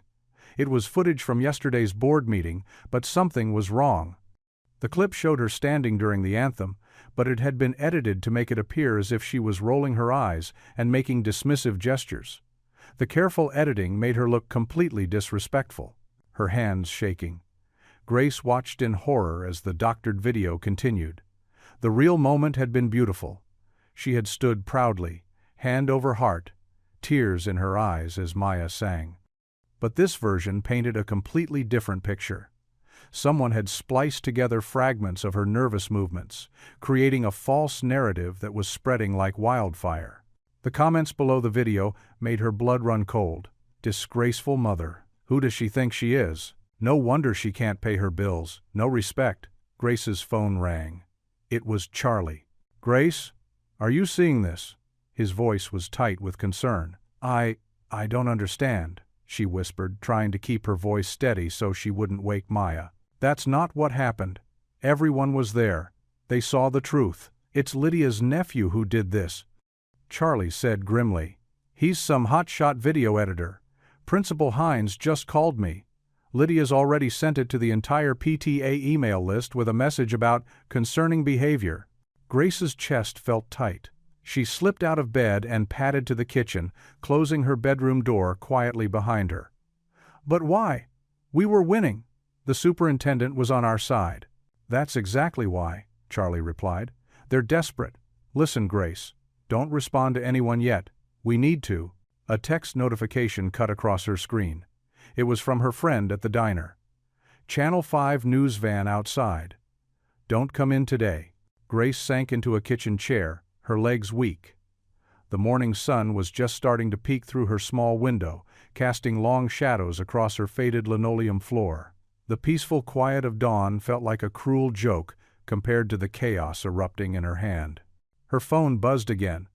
This time it was an email from her lawyer, the one she could barely afford, who had helped her with child support issues. The subject line made her stomach lurch. "Emergency. Derek filed for custody." Grace's hands trembled so badly she could hardly open the attachment. Derek's filing was full of wild accusations, using the viral video as evidence of her mental instability and attention-seeking behavior. He claimed the recent media attention proved she was creating a harmful environment for Maya. The same Derek who hadn't attended a single parent-teacher conference, who forgot Maya's birthday 3 years running, who hadn't paid child support in months. Now he wanted custody? Grace rushed to the bathroom, barely making it before she threw up. The cold tile floor pressed against her knees as she tried to catch her breath. In the mirror, her reflection looked pale and scared. Exactly how she'd promised herself she'd never let Maya see her. Maya. Oh God. Maya would see this video. The other kids would see it. Grace's phone kept buzzing with more notifications. Board vote delayed pending investigation of new concerns. Security measures to be reviewed at all school events. Choir performances suspended until further notice. The texts and comments grew uglier by the minute. People she'd served coffee to for years were now calling her horrible names. Strangers were sharing her photo, digging up old social media posts, speculating about her personal life. The safe little world she'd built for Maya was crumbling around her. A gentle knock at the bathroom door made her jump. "Mom?" Maya's voice was small and worried. "Your phone keeps making noise. Are you okay?" Grace quickly wiped her face with a trembling hand. "I'm fine, sweetie. Just Just getting ready for work. The lie felt bitter in her mouth. Go ahead and get dressed for school. Okay. Maya's footsteps padded away, but Grace could hear the concern in her voice. Grace's phone lit up with a call from Principal Hines. She let it go to voicemail, unable to face another blow just yet. The screen showed hundreds of unread messages now. She opened one from an unknown number. Hope you're proud of disrespecting our flag. People like you don't deserve to be here. Your daughter should be ashamed. The words blurred as tears filled her eyes. She had worked so hard to give Maya a life of dignity, to show her that honesty and hard work mattered more than money. Now everything they'd built was being twisted into something ugly. Another buzz. This time it was Lydia, her message dripping with fake concern. In light of recent events, perhaps it's best if Maya sits out of choir until things settle down. We wouldn't want her to feel uncomfortable. Grace's phone slipped from her numb fingers, clattering to the bathroom floor. The screen cracked. One more thing she couldn't afford to fix. Through the spiderweb of broken glass, she could still see the notifications pouring in, each one another crack in the foundation of the life she'd fought to build. She thought of Maya's face yesterday, shining with pride as she sang. The way her daughter had finally started holding her head high at school. The community that had seemed to embrace them at last, all of it now tainted by lies. Grace pressed her forehead against the cool bathroom mirror, trying to steady her breathing. The morning light was stronger now, another day beginning whether she was ready or not. Maya would need breakfast. She would have questions. The diner would need to be called. The lawyer would need to be paid somehow. But for just a moment, Grace allowed herself to feel the full weight of it all. In the quiet of her tiny bathroom, with her cracked phone buzzing weakly on the floor, she watched through tears as her hopes for a better life seemed to shatter like broken glass. The morning sun cast long shadows across the courthouse steps as Grace clutched Maya's hand. Her daughter's palm felt clammy against hers. The courthouse loomed above them like a stern giant, its granite columns cold and imposing in the early light. "You don't have to be scared," Grace whispered, though her own heart hammered against her ribs. "We're just going to tell the truth." Maya nodded but pressed closer to her mother's side. She wore her best blue dress, the one Grace had bought at the thrift store and carefully mended. The military coin from Charlie hung on a ribbon around her neck. A small crowd had gathered near the entrance. Grace recognized some faces from the school board meeting, including Lydia Parkhurst, who stood with her arms crossed, whispering to a cluster of PTA mothers. Their eyes followed Grace's approach, like hawks tracking prey. Charlie waited at the top of the steps, leaning on his cane. His usually ruddy face looked pale, but he managed a warm smile. "There's my favorite warriors," he called out. "Mr. Benton." Maya's face brightened slightly as she waved. "I told you I'd be here," Charlie said, patting Maya's shoulder. He turned to Grace. "Derek's already inside with his lawyer. Remember what we practiced.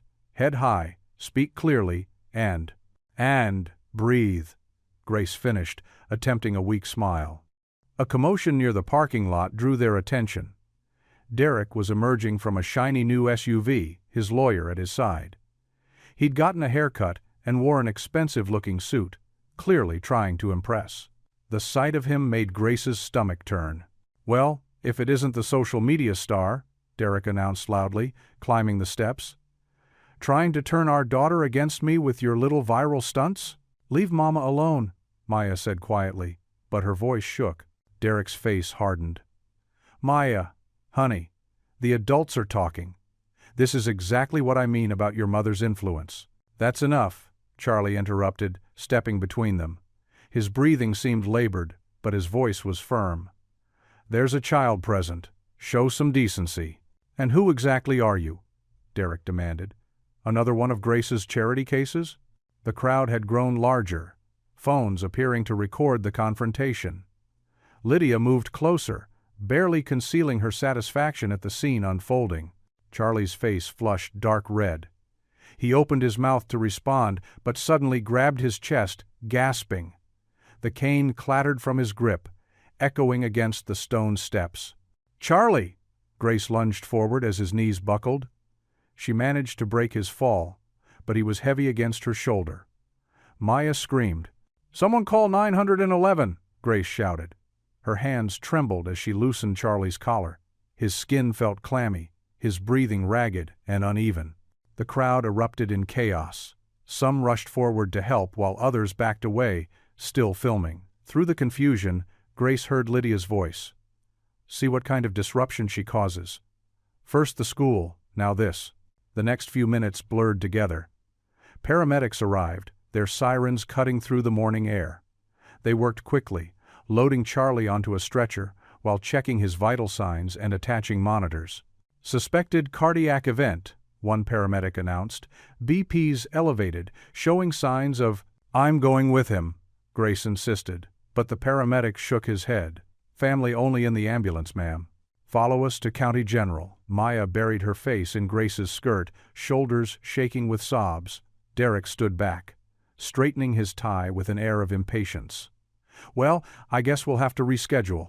My lawyer will be in touch about— How can you be so heartless? Grace's voice cracked. A man just collapsed, and all you care about is your custody game? More phones recorded their exchange. Grace could already imagine the clips spreading online, twisted to paint her as hysterical and unstable, more ammunition for Derek's case. The paramedics wheeled Charlie toward the ambulance. His eyes fluttered open briefly, finding Grace in the crowd.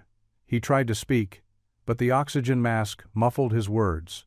We're right behind you, Grace called after him. Stay strong, Charlie. Maya's grip tightened on her hand as they watched the ambulance doors close. The siren wailed to life, and red lights flashed against the courthouse walls as the vehicle pulled away. Grace stood frozen, holding her daughter close, feeling as though the ground had disappeared beneath her feet. The crowd began to disperse, their whispers carrying on the morning breeze. Lydia's voice cut through clearest of all. Some people just bring chaos wherever they go.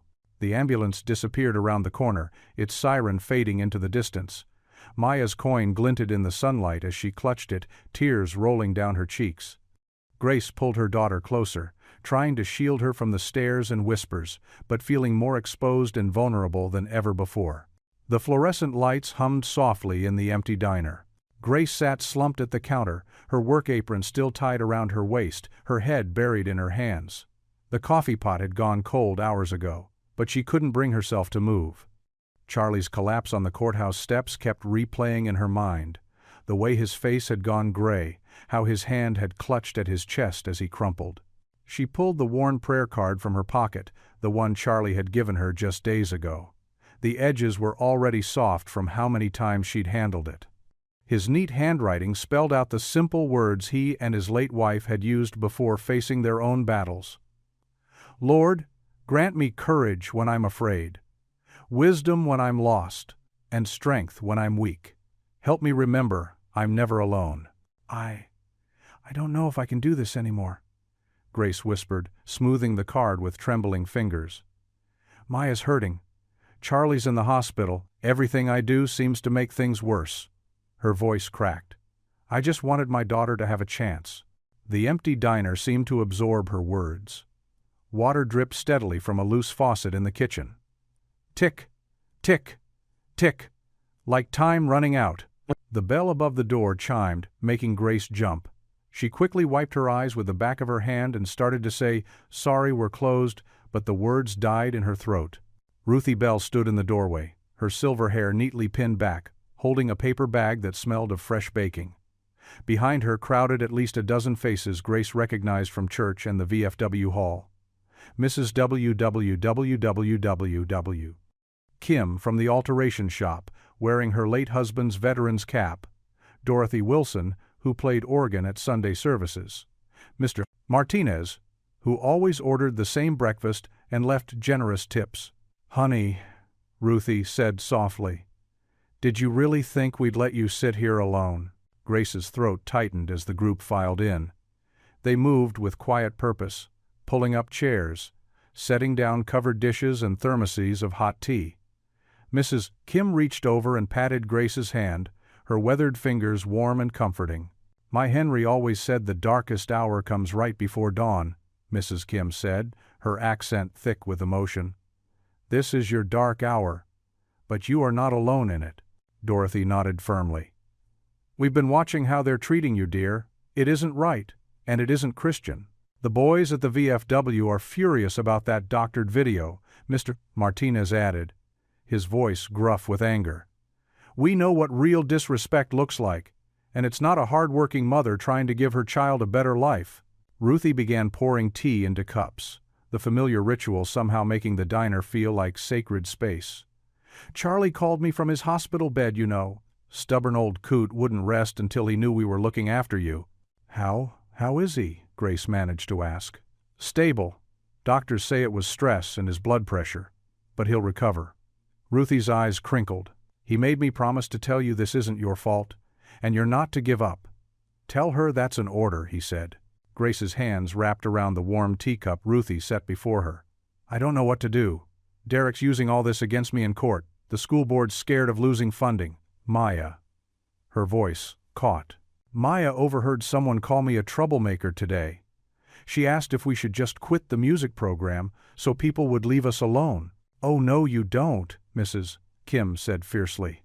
"My Henry came to this country with nothing. People told him to quit too, to know his place. But he said, America is about standing up. So we stand up." Dorothy reached into her purse and pulled out a folder. "We've been making calls. My nephew's a lawyer. He's willing to help with Derek pro bono. And look here." She spread out papers covered in signatures. "These are just from today. People who want to go on record supporting you at the next board meeting." Mr. Martinez set a thick envelope on the counter. "The VFW took up a collection. It's not much, but it'll cover Maya's activities through next year, no matter what the board decides." "I can't accept," Grace started to protest. "You can and you will," Ruthie cut in gently. "Because it's not just about you and Maya anymore. It's about every child who needs someone to fight for them. Every parent working double shifts to give their kids a chance. Every teacher like Charlie who carries the guilt of staying silent in the past." Grace looked around the circle of faces, worn, kind faces, that had seen their own share of battles. These weren't powerful people by the world's standards. They were widows and veterans, retirees and working folks. But there was steel in their spines and fire in their eyes. "We're your shield wall now," Ruthie said firmly. "You just keep standing. We'll stand with you." Grace's fingers found Charlie's prayer card again. The words felt different now, surrounded by this unlikely army of supporters.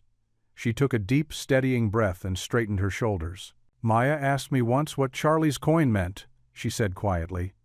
"He told her it was about courage. Not the kind that means you're never scared, but the kind that means you keep going anyway." She looked at each face in turn, these people who had shown up in her darkest hour. "I can't quit. Not with all of you beside me." The morning sun streamed through the music room windows as Eli Garner sorted through sheet music at his desk. The quiet before first period was usually his favorite time of day, but lately the weight of everything happening had stolen that peace. His fingers paused on a piece Maya was meant to perform next week, if there still was a program by then. A soft knock made him look up. Tommy Chen, one of his 7th graders, stood in the doorway, hugging his laptop to his chest like a shield. The boy's dark hair fell across his eyes, which darted nervously around the room. "Mr. Garner, can I talk to you for a minute?" Eli smiled gently, recognizing the tremor in Tommy's voice.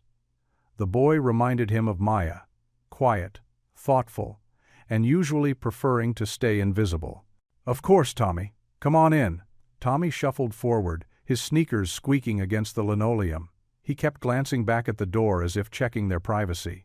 "I don't want anyone to know it was me," Tommy whispered, setting his laptop on the desk. "But I had to show someone. It's not right what they're doing to Maya's mom." Eli pulled up a chair beside his desk. "Take your time. What did you find?" Tommy's fingers flew across the keyboard, pulling up a video file. "I was running the AV Club's live stream that night at the assembly. We always save backup copies of everything." He paused, swallowing hard. And I saw Brian, Lydia Parkhurst's nephew, in the computer lab yesterday. He was editing something." Eli leaned closer as Tommy played the original unedited footage. There was Grace, sitting proudly as Maya sang, her hand over her heart during the anthem. No eye-rolling, no disrespect, just a mother's pure love and pride. "Brian's in my coding class," Tommy continued, his voice stronger now.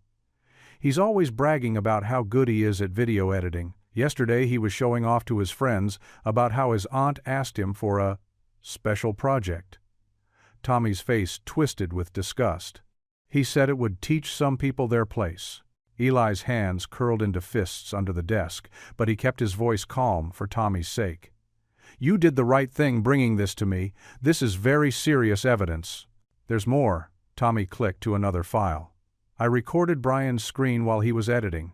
You can see him cutting and pasting frames to make it look like Mrs. Planks. Alvarez was being disrespectful." The video clearly showed Brian's editing software, the manipulation of the footage obvious to anyone who watched. In the corner of the screen, a chat window was visible with messages from Lydia giving specific instructions. "I know it's scary to come forward," Eli said softly, "but this could help stop a lot of hurt. Would you be willing to show this to Principal Hines?" Tommy paled slightly, but squared his shoulders. "Yeah, I mean, Maya's always nice to me in orchestra. She shares her music stand when I forget my sheets, and her mom. She doesn't deserve what they're doing to her." Eli felt a surge of pride in his student's courage. "Let me make a copy of these files first, then we'll go see Principal Hines together." He pulled out a USB drive, adding, "You're being very brave, Tommy." "I don't feel brave," Tommy mumbled, watching Eli copy the files. "I feel kind of sick." "That's often what bravery feels like," Eli said, giving the boy a reassuring smile. "It's not about not being scared. It's about doing the right thing anyway." Once the files were secured, Eli walked Tommy to Principal Hines' office. The boy's steps got slower the closer they got. "Would you like me to explain everything first?" Eli offered. Tommy nodded gratefully. "Just, please don't tell anyone it was me who found it. My mom works for Mr. Parkhurst's company." "We'll protect your privacy," Eli promised. "Wait here a moment." Inside the office, Principal Hines watched the footage with growing alarm, his usual political smoothness cracking under the weight of undeniable evidence. This is very serious," Hines said, running a hand over his balding head. "If this gets out, the liability should be the least of our concerns," Eli said firmly. "A good woman's reputation is being destroyed. A child's family is being torn apart. That's what matters here." Hines nodded slowly, some color returning to his face. "You're right, of course. I'll call an emergency meeting with the board chair." He straightened his tie. "We need to make this right." Eli thanked him and stepped out to where Tommy waited. "You can head to class now. Thank you for your courage today." As Tommy hurried off, Eli pulled out his phone and called Grace's number. It went to voicemail. She was probably at work. He headed for the diner, the USB drive secure in his pocket. The bell above the door chimed as he entered. Grace was refilling coffee cups, her movements mechanical, her usual warm smile replaced by exhausted worry lines. "Grace," he called softly. "Do you have a minute?" She looked up, surprised to see him there. "Eli? Is Maya okay?" "Maya's fine, but I need to show you something. Important something." Grace glanced at her manager, who nodded understanding. She followed Eli to a quiet booth in the corner. He pulled out his laptop and plugged in the USB drive. "Watch this," he said gently. As the original footage played, Grace's hand flew to her mouth. Tears welled in her eyes as she saw the truth. Her moment of pride with Maya, unmarred by the lies they'd spread about her. Then Eli showed her the evidence of Brian's editing. "Oh my God," she whispered, a tear sliding down her cheek. They deliberately." Principal Hines has the evidence now. He's calling the board chair." Eli reached across the table and squeezed her hand. "The truth's coming out, Grace. They can't bury this." Grace wiped her eyes with her free hand, a trembling smile breaking through. "I don't even know how to thank you." "Don't thank me. Thank a brave student who couldn't stand seeing injustice." Eli smiled. "Looks like that courage coin of Maya's is spreading around." Grace squeezed his hand back, her eyes shining with grateful tears. For the first time in days, hope flickered in her expression. Small but steady, like a candle flame catching hold. Principal Hines paced his office, tugging at his tie, as if it were strangling him. Through the window, he could see parents dropping off their children, their faces tense with the controversy that had engulfed the school. His usually pristine desk was cluttered with printed emails, some threatening to withdraw students, others pleading for support of the music program. The knock at his door made him jump. "Come in," he called, quickly straightening his tie. Grace entered first, her diner uniform traded for simple slacks and a blouse. Behind her came Charlie Benton, moving slower than usual with a wooden cane, his face a shade paler than before his hospital stay. Ruthie Bell brought up the rear, carrying a manila envelope and wearing an expression that brooked no nonsense. "Thank you for meeting us," Grace said softly, though her eyes held a steel that hadn't been there weeks ago. Hines gestured to the chairs. "Please, sit." He watched as Charlie eased himself down, noting how the veteran's hand trembled slightly on the cane. "Sergeant Benton, I'm glad to see you up and about." "Takes more than a stubborn heart to keep me down," Charlie replied with a wan smile, "especially when there's work to be done." Ruthie placed the envelope on Hines's desk. "We have something you need to see, James." The use of his first name made Hines pause. Ruthie had been playing piano at school events since before he became principal. She'd never used that tone with him before, disappointed but hopeful, like a grandmother who knew you could do better. "What is this about?" he asked, though he already suspected. Grace leaned forward. "The video that's been circulating? The one showing me supposedly disrespecting the anthem? It's fake." Hines's hand hesitated over the envelope. "That's a serious accusation." "It's not an accusation," Charlie said firmly. "It's a fact. One of your students had the courage to come forward with proof." Hines opened the envelope and removed several printed screenshots and a USB drive. As he studied the images, his shoulders slumped. The timestamps, the original footage, the editing software used, it was all there in damning detail. "Lydia's nephew," he murmured, recognizing the student's name. "Under pressure from the donor brother, I assume." "You don't sound surprised," Ruthie observed quietly. Hines set the papers down and removed his glasses, suddenly looking very tired. "I've suspected, but without proof." "You were afraid," Grace finished for him. "It wasn't an accusation, just a statement of fact." "Yes," Hines admitted. "The donor funding builds our science labs, maintains our sports fields. Without it—" He trailed off, gesturing helplessly. Charlie leaned forward, his cane tapping the floor for emphasis. "I understand fear, James. Felt plenty of it in Vietnam. But let me tell you something I learned there. Silence is also a decision." The words hung in the air like smoke. Hines looked at each face in turn. Grace's quiet dignity, Ruthie's steady wisdom, Charlie's battle-worn integrity. He thought of Maya singing in the choir, of all the children who needed someone to stand up for them. "What do you need from me?" he asked finally. "Present this evidence at the emergency board meeting tomorrow," Grace said. "Show them the truth." "The donors will pull their funding," Hines warned, but his voice lacked conviction. Ruthie's laugh was gentle but firm. "Money isn't everything, James. And sometimes, when you do the right thing, better doors open." Charlie nodded. "This school's worth isn't in its bank account. It's in how we treat our most vulnerable students." Hines stood and walked to his window again. Below, he watched Maya helping a younger student pick up dropped books, both girls giggling together. The sight settled something in his chest. He turned back to face them. "You're right, all of you." His voice grew stronger with each word. "I'll present the evidence myself. It's time we remembered what this school stands for." Grace's eyes welled with tears, but she blinked them back. "Thank you." "Don't thank me," Hines said, straightening his spine. "I should have done this weeks ago." Charlie struggled to his feet, waving off Grace's offered help. "Better late than never, Principal.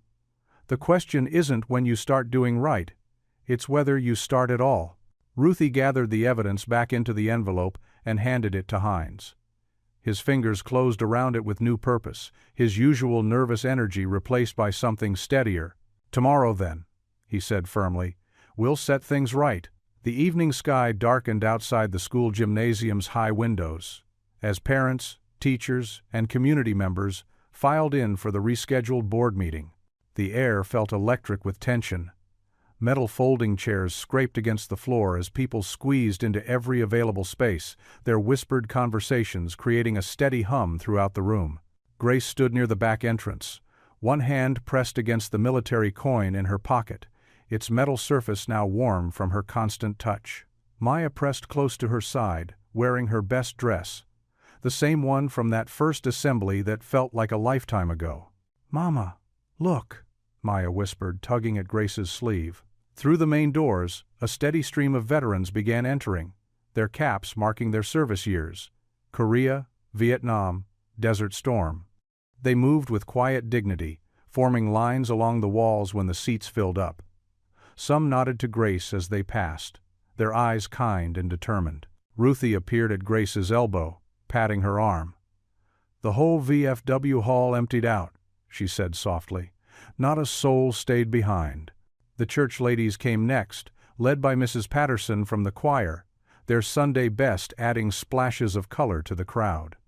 They carried plates of cookies and thermoses of coffee, setting up an impromptu refreshment station at the back of the gym. It was such a simple gesture, but Grace felt her throat tighten at their thoughtfulness. Principal Hines stood at the podium, shuffling papers and looking more nervous than usual. The school board members sat in a row behind him, their faces carefully neutral. Lydia Parkhurst and her supporters occupied the front row, backs rigid with disapproval. Grace, Eli, the music teacher, approached with a gentle smile. "The choir kids want you to have this." He handed her a card covered in childish signatures and drawings of musical notes. "They've been practicing extra hard, just in case." Grace ran her fingers over the crayon marks, remembering how the music program had given Maya a voice, a place to belong. The thought of losing that made her grip the coin tighter. More people kept arriving. Parents who'd never spoken up at meetings before, teachers who usually stayed in the background, even old Mr. Kim from the hardware store, who rarely left his shop. They filled every corner of the gymnasium, standing shoulder to shoulder when the seats ran out. The clock ticked closer to 7. The board secretary began calling for people to settle down, but the murmur of voices continued. Grace noticed small things in the crowd. A teenager who'd put away his phone to hold his grandmother's hand, a tough-looking construction worker dabbing his eyes, two mothers, from opposite sides of town, sharing tissues. Derek wasn't there, thank goodness. His custody threat had evaporated once the truth about the doctored video came out, but his absence felt like one less weight on Grace's shoulders. A sudden hush fell over the room. Grace turned toward the side door, and her heart jumped. Charlie Benton stood in the entrance, leaning on a wooden cane. His military dress uniform hung a bit loose after his hospital stay, but his shoulders were squared, his chin high. The veteran's cap sat perfectly straight on his silver hair. The silence lasted only a moment before someone started clapping. The sound spread like a wave, building into thunderous applause. Veterans snapped to attention, offering sharp salutes. Children stood on chairs to see better, pointing and whispering about the coin man. Grace felt Maya's small hand slip into hers, squeezing tight. They watched Charlie make his way slowly down the aisle, each step measured but determined. People reached out to touch his shoulder, murmur thanks, offer support. He acknowledged them with quiet nods, never breaking his steady pace. The applause continued, drowning out Principal Hines's attempts to call the meeting to order.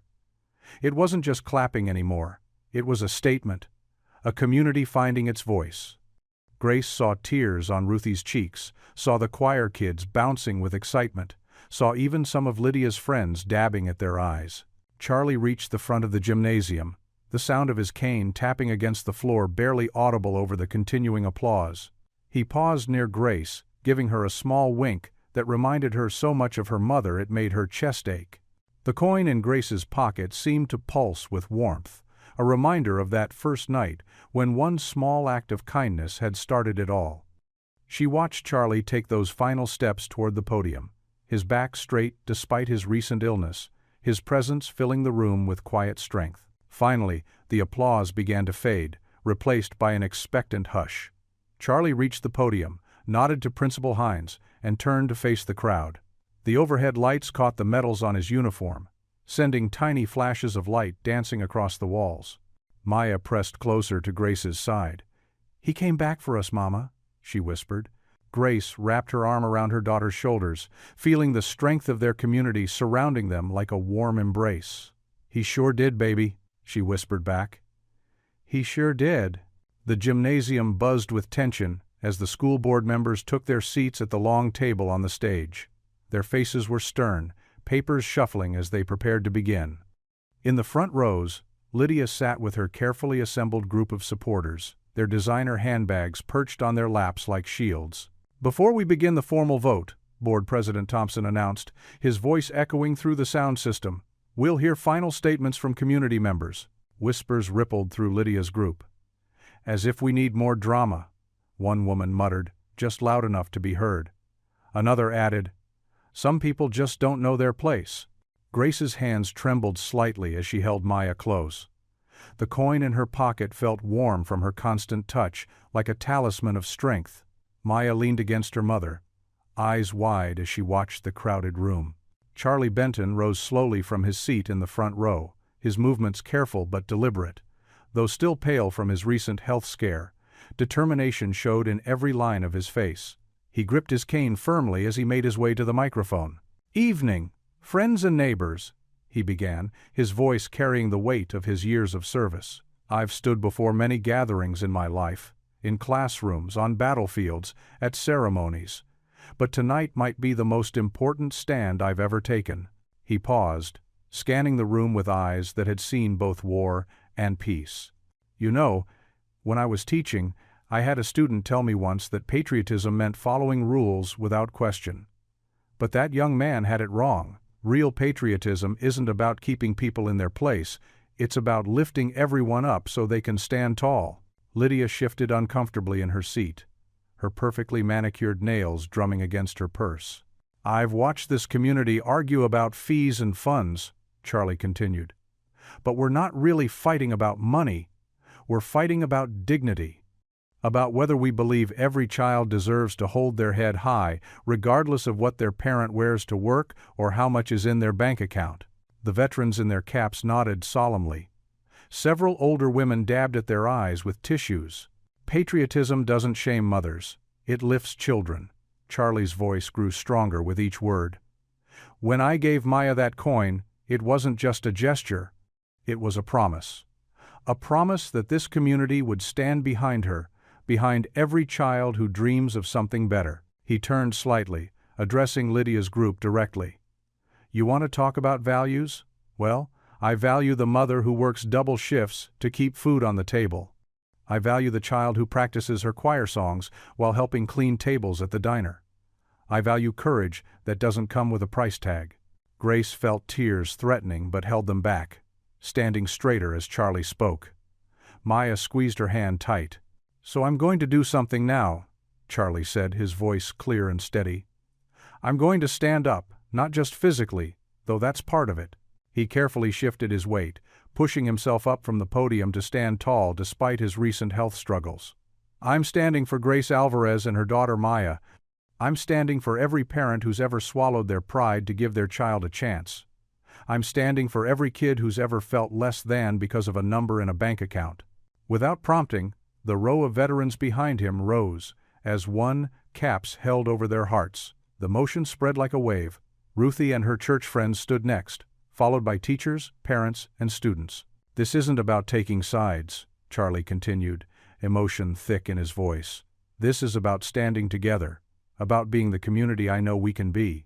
More people rose, the lunch ladies who knew Grace from her school volunteer days, the janitor who always had a kind word for Maya, parents who had been quiet until now. Even Principal Hines stood, squaring his shoulders as if shrugging off an invisible weight. The hardware store owner, the quiet widower who rarely spoke at meetings, pushed himself up with his cane. Then the librarian who had helped Maya find science books above her grade level, the school secretary who had always slipped Maya an extra cookie on rough days. Lydia's supporters began to waver, looking uncertainly at each other. One by one, they too began to rise, some with tears streaming down their faces as they recognized the truth in Charlie's words. Soon only Lydia and a handful of her closest allies remained seated. Her face flushed red, as she looked around at the sea of standing people, teachers, parents, veterans, students, all united in this simple act of solidarity. Charlie's voice softened as he delivered his final words. This is what patriotism looks like. This is what community means. This is who we are when we're at our best. The room was completely silent, except for a few sniffles. Then, slowly, the last of Lydia's friends stood, leaving her alone in her seat, her face growing redder by the second as hundreds of eyes turned toward her. Grace stood tall, Maya pressed against her side, surrounded by their community. The coin in her pocket seemed to pulse with the collective heartbeat of the room. In that moment, they weren't divided by wealth or status or background. They were simply neighbors, standing together, choosing to be their better selves. Lydia remained seated, her rigid posture betraying her discomfort as she found herself the only person still sitting in the entire gymnasium. The room waited in respectful silence, everyone on their feet, united in their stance for dignity, inclusion, and hope. Charlie's words hung in the air for a moment before he continued. But true patriotism isn't about keeping people in their place. It's about lifting each other up. It's about making sure every child has a chance to sing their heart out, to learn, to belong. He turned slightly, gesturing toward Grace and Maya. Look at this mother and daughter. Really look at them. They represent everything we say we value: hard work, dedication, courage. Yet some would rather shame them than support them. Lydia shifted uncomfortably in her seat as several heads turned her way. Her usual composed smile had cracked around the edges. I make this motion, Board President Thompson spoke, adjusting his glasses, that we vote on 3 separate measures. First, the implementation of a comprehensive fee waiver program. Second, enhanced anti-bullying protections with specific provisions against economic discrimination. And third, the establishment of a community-funded arts program. The board secretary noted each item carefully, her pen scratching against paper in the hushed room. Principal Hines, standing near the podium, nodded firmly.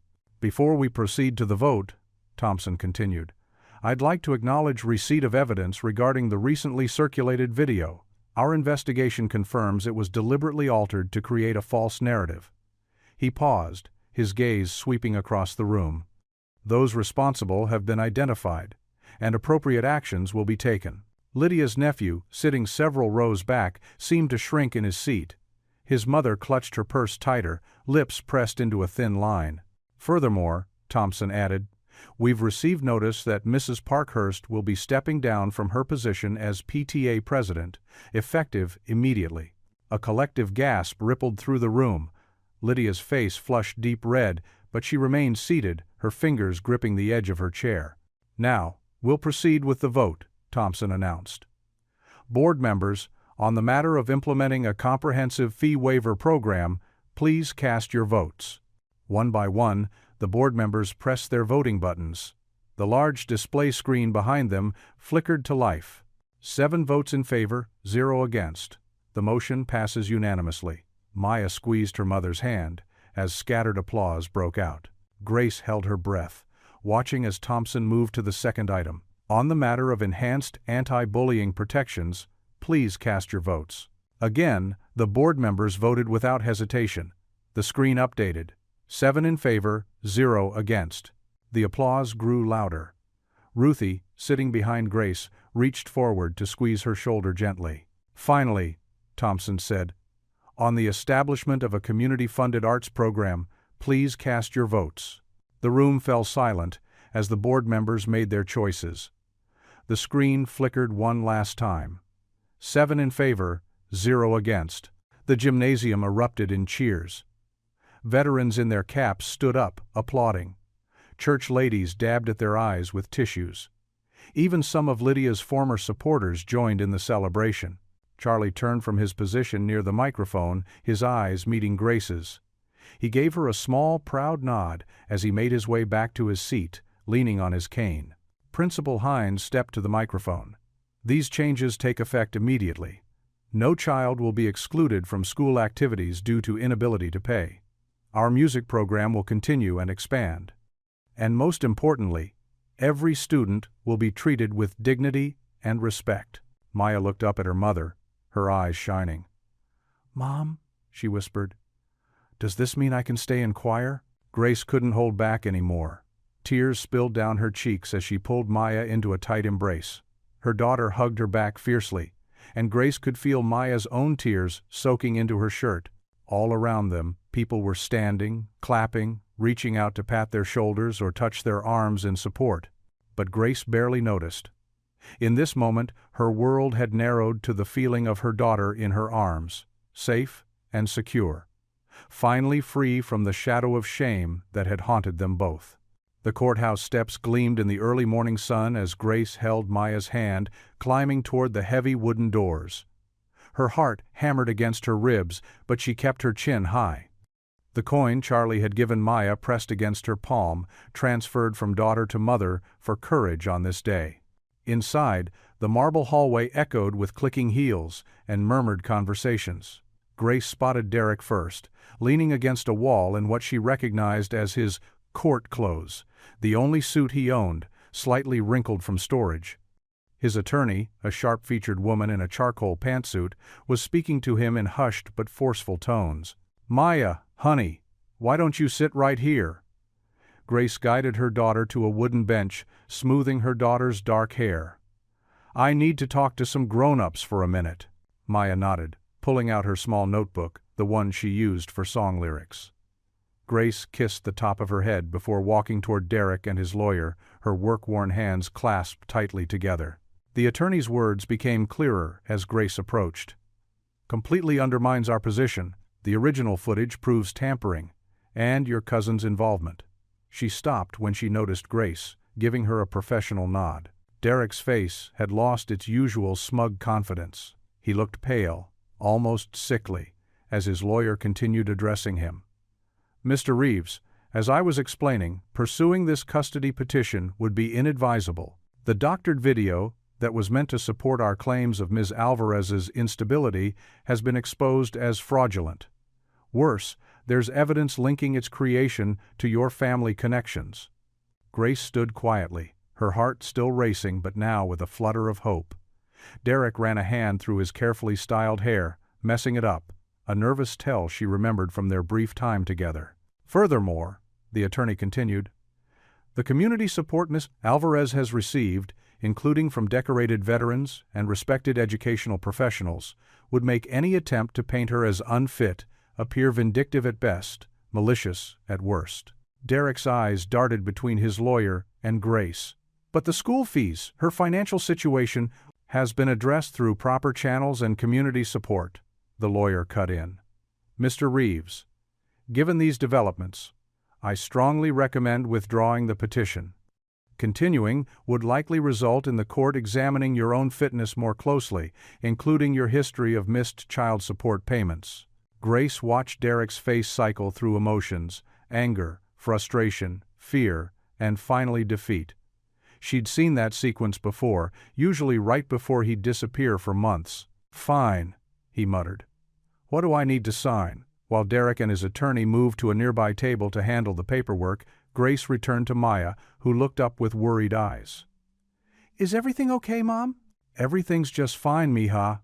Grace sat beside her daughter, wrapping an arm around her shoulders. "Your father is going to stop trying to change things. We're staying together, just like always." Maya leaned into her mother's embrace, relief evident in the softening of her small shoulders. They sat together, watching as Derek scribbled his signature on several documents. A commotion near the courthouse entrance drew their attention. Principal Hines hurried in, looking flustered but excited. He spotted Grace and made his way over, clutching his leather briefcase. "Ms. Alvarez, I'm so glad I caught you." He pulled out a folder, hands trembling slightly. "The most extraordinary thing has happened. After the donor, Lydia's brother, withdrew his funding. We received an anonymous donation this morning. It's enough to cover all our programs for the next 3 years." Grace blinked in surprise. "Anonymous? But who would—" "Well," Hines lowered his voice, glancing around conspiratorially. "I'm not supposed to say, but I noticed Mr. Peterson from the hardware store leaving just as I arrived at my office. He was trying to be very discreet, but—" He trailed off with a meaningful look. Grace's hand flew to her mouth. Mr. Peterson, the quiet widower, who always left her generous tips at the diner, but barely spoke 2 words. The man who'd stood silently at the back of every school board meeting, watching everything unfold. The funds are already being processed, Hines continued. The music program is safe. The fee waiver program is funded. Everything we voted for can move forward immediately. Maya squeezed her mother's hand, and Grace squeezed back, tears pricking at her eyes. Across the hallway, Derek finished signing the last document. His attorney approached Grace with professional courtesy. Miss Alvarez, the petition has been withdrawn. There will be no custody hearing. She handed Grace a copy of the paperwork. The existing arrangements will remain in place. Derek stood awkwardly nearby, hands in his pockets. For a moment, he looked like he might say something, but then he simply turned and walked away, shoulders slumped. Grace watched him go, feeling not triumph, but a quiet relief, like setting down a heavy burden she'd carried for too long. "Ready to go home, baby?" Grace stood, gathering their belongings. Maya nodded, slipping her small hand into her mother's. Together, they walked toward the courthouse doors. Principal Hines held them open, beaming as they passed. The morning sun had grown stronger, warming Grace's face as they emerged onto the steps. The air felt lighter somehow, fresher. Maya skipped down the first few steps, her dark braids bouncing, then turned to wait for her mother. Looking at her daughter's smile, Grace felt the last knot of anxiety in her chest finally unravel. Derek's shadow, which had loomed over them for so long, was fading in the bright morning light. She touched the coin in her pocket one last time, then let it go, ready to step into whatever came next. The autumn breeze rustled through the red maple trees lining the school courtyard. Folding chairs filled the space, occupied by a mix of veterans in their caps, church ladies in their Sunday best, and families from every corner of town. A small stage had been set up near the entrance, adorned with red, white, and blue bunting. A large ribbon stretched across the doorway, waiting to be cut. Grace smoothed her new blazer, her first proper office outfit, and watched Maya fidget with Charlie's coin backstage. The little girl wore a navy dress with white trim, her hair neatly braided by Ruthie that morning. "You ready, sweetheart?" Grace whispered, kneeling to straighten Maya's collar. Maya nodded, though her fingers kept spinning the coin. "What if I mess up? Then we'll all just smile bigger," Grace said, tapping her daughter's nose. "Remember what Charlie says about courage? It's not about being perfect," Maya recited.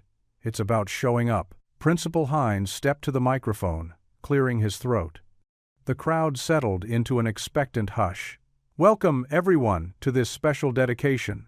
Today marks a new chapter for our school community." Grace watched from the wings as he continued, describing how the Benton Bell Arts Service Fund would ensure every child could participate fully in school life. No more activity fees creating invisible barriers. No more children left out. Ruthie Bell sat in the front row, dabbing her eyes with a handkerchief. Next to her, Charlie leaned on his cane, looking stronger every day since his hospital stay. His military bearing remained intact, even if his steps were slower now. "And now," Principal Hines announced, "I'd like to invite Maya Alvarez to share a song." Maya squeezed Grace's hand once before walking to the microphone. The coin glinted in her palm as she took a deep breath.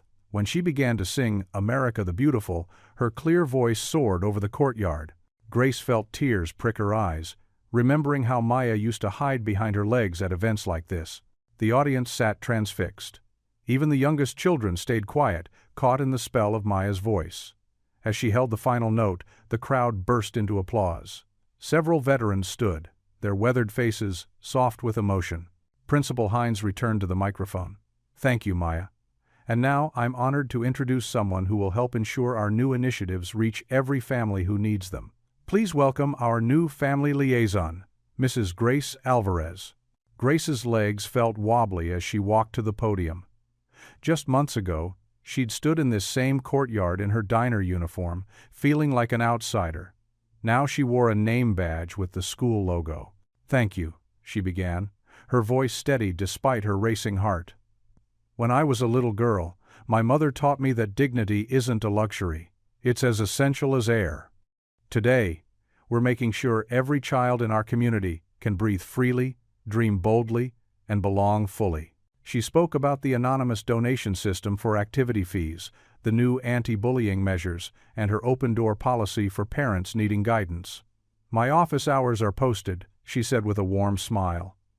"And I make excellent coffee." A ripple of appreciative laughter moved through the crowd. Grace caught sight of Lydia Parkhurst in the back row, who gave her a small nod. Their relationship remained careful, but the sharp edges had softened since Lydia's public apology. Charlie rose slowly to his feet, joining Grace and Maya at the ribbon. Principal Hines handed him the ceremonial scissors. "Sergeant Benton, would you do the honors?" "Only if Mrs. Bell joins us," Charlie insisted, gesturing for Ruthie to come forward. "This fund bears both our names after all." Together, they cut the ribbon while cameras flashed. Maya stood between them, the coin pressed close to her heart. Grace watched her daughter's face glow with pride and belonging, everything she'd ever wanted to give her. After the ceremony, as volunteers began folding chairs, Charlie beckoned Grace over to his car. He opened the trunk and carefully lifted out a wrapped frame. "Found this while sorting through some boxes," he said, his voice gruff with emotion. "My Elizabeth, at her beloved piano. Thought it might look right in the music room." Grace unwrapped the photo with gentle hands. A young woman sat at an upright piano, her face caught in mid-laugh, dark curls falling around her shoulders. The joy in her expression reached across the decades. "Charlie," Grace breathed, "it's beautiful." "Elizabeth believed music could heal anything," he said quietly. "Would have loved seeing what we've built here." He cleared his throat. "Maybe you and Maya could help me hang it? Want to make sure it's in just the right spot." Grace nodded, unable to speak past the lump in her throat. Maya skipped over, still clutching the coin. "Is that Mrs. Benton?" she asked, studying the photo. "She looks happy." "That she was," Charlie agreed. "And she'd be mighty proud of your singing today." The three of them walked toward the music room together, carrying Elizabeth's smiling face between them. The late afternoon sun streamed through the windows, casting long, peaceful shadows across the floor. The late afternoon sun cast long shadows across the church lawn as families spread checkered blankets and set up folding chairs near the riverbank. The annual end-of-summer picnic had drawn what seemed like the entire town. Wicker baskets overflowed with homemade dishes, Ruthie's famous fried chicken, Mrs. Chen's dumplings, and countless casseroles wrapped in aluminum foil. Grace helped Maya balance a paper plate piled high with potato salad and fresh watermelon. The girl's sundress fluttered in the breeze as she carefully made her way to a spot near the portable piano Ruthie's grandsons had wheeled outside. "Save room for my peach cobbler," called Mrs. Rodriguez from the dessert table. She winked at Grace. "Made it just like your mama used to make." Grace's throat tightened at the memory of her mother's kitchen, warm with cinnamon and love. But this time, the ache came with sweetness instead of sorrow. Charlie sat in his usual lawn chair, his cane propped against the armrest. Though still recovering, color had returned to his cheeks. He chatted with Mr. Kim, the hardware store owner, about plans for expanding the arts program next semester. "Miss Grace," Ruthie called from the piano, her silver hair catching the sunlight. "Bring that girl over here. Time for some music." Maya's eyes lit up. She clutched the service coin in her pocket, her newfound talisman, and hurried to Ruthie's side. Other children gathered around, drawn by Ruthie's magnetic smile and the promise of song. The old upright piano rang out with the opening notes of "Amazing Grace." Maya's clear voice rose above the chatter, joined by Ruthie's weathered alto. Veterans nodded in appreciation, some humming along. Mr. Peterson, who rarely spoke since losing his wife, tapped his foot in rhythm. Grace watched from her spot under an oak tree, taking in the scene. The faces around her were no longer just customers at the diner or parents from school. They were neighbors, friends, family, even. Lydia sat with her church group, chiming in with harmony when the chorus came around. The woman had changed since the school board victory, humbled but somehow lighter for it. That morning, she'd asked Grace to help coordinate the fall fundraiser. The piano shifted to livelier tunes. Kids danced on the grass while parents clapped along. 2-year-old Tommy Chen toddled between blankets, collecting hugs and cookies. His mother, Anna, didn't rush to scoop him up. She knew every eye was watching out for him. Maya beamed as she sang a duet with Ruthie, their voices blending like sunshine and shade. The service coin glinted in her hand, no longer a symbol of conflict, but of connection. Grace remembered how Maya used to hide behind her legs at gatherings. Now her daughter stood tall, belonging. Veterans in their caps shared stories with wide-eyed children. Mrs. Rodriguez taught younger moms her secret empanada recipe. The hardware store widower quietly refilled ice in the drink coolers, his anonymous generosity known but never mentioned. Grace felt a hand on her shoulder. Charlie had made his way over, moving slower but steady. "Look at them," he said softly, nodding toward Maya and Ruthie. "That's what community looks like." "I never thought we'd find this here," Grace admitted. "After Mom died, I was so afraid of ending up alone." "Your mother would be proud," Charlie said. "You fought for Maya the way she fought for you. But this time, you didn't have to fight alone." The music swelled as more voices joined in. Even teens, who usually stayed glued to their phones, set them aside to sing. The setting sun painted the river in shades of gold and pink, while fireflies began to twinkle in the growing dusk. Principal Hines arrived late, carrying his guitar. He settled near the piano, adding gentle picking to Ruthie's playing. The man who once feared rocking the boat now led the school with newfound courage, championing every child's right to belong. Grace felt tears prick her eyes as she watched Maya laugh with her friends. Her daughter's stutter had almost disappeared, replaced by confidence that glowed from within. The cruel notes and whispered judgments of months ago seemed to have washed away in the river of change that had swept through their town. Ruthie winked at Maya and launched into "This Little Light of Mine." Children scrambled to join in, competing to sing the loudest. Parents swayed, remembered their own childhood summers of church picnics and fireflies. The aroma of coffee mingled with barbecue smoke as the church ladies set up dessert. Miss Betty's chocolate cake, Mrs. Provola cake, Kim's rice pudding, and yes, that peach cobbler that tasted just like Mama's. Grace remembered how her mother used to say that food was love made visible. Now she understood. Every dish here was a thread in the tapestry of belonging. As the sun dipped lower, casting purple shadows across the lawn, Maya ran to Grace's side. Her cheeks were flushed with joy, the coin warm in her palm. "Mama," she whispered, snuggling close. "I love it here." Grace wrapped her arms around her daughter, breathing in the scent of summer grass and belonging. The river flowed steady and sure beyond them, its ancient rhythm a reminder that some things, like love and community, ran deeper than any trouble. "This is home now," Grace whispered back, her heart full, as the setting sun painted their world in shades of peace. What would you do if you were in their place?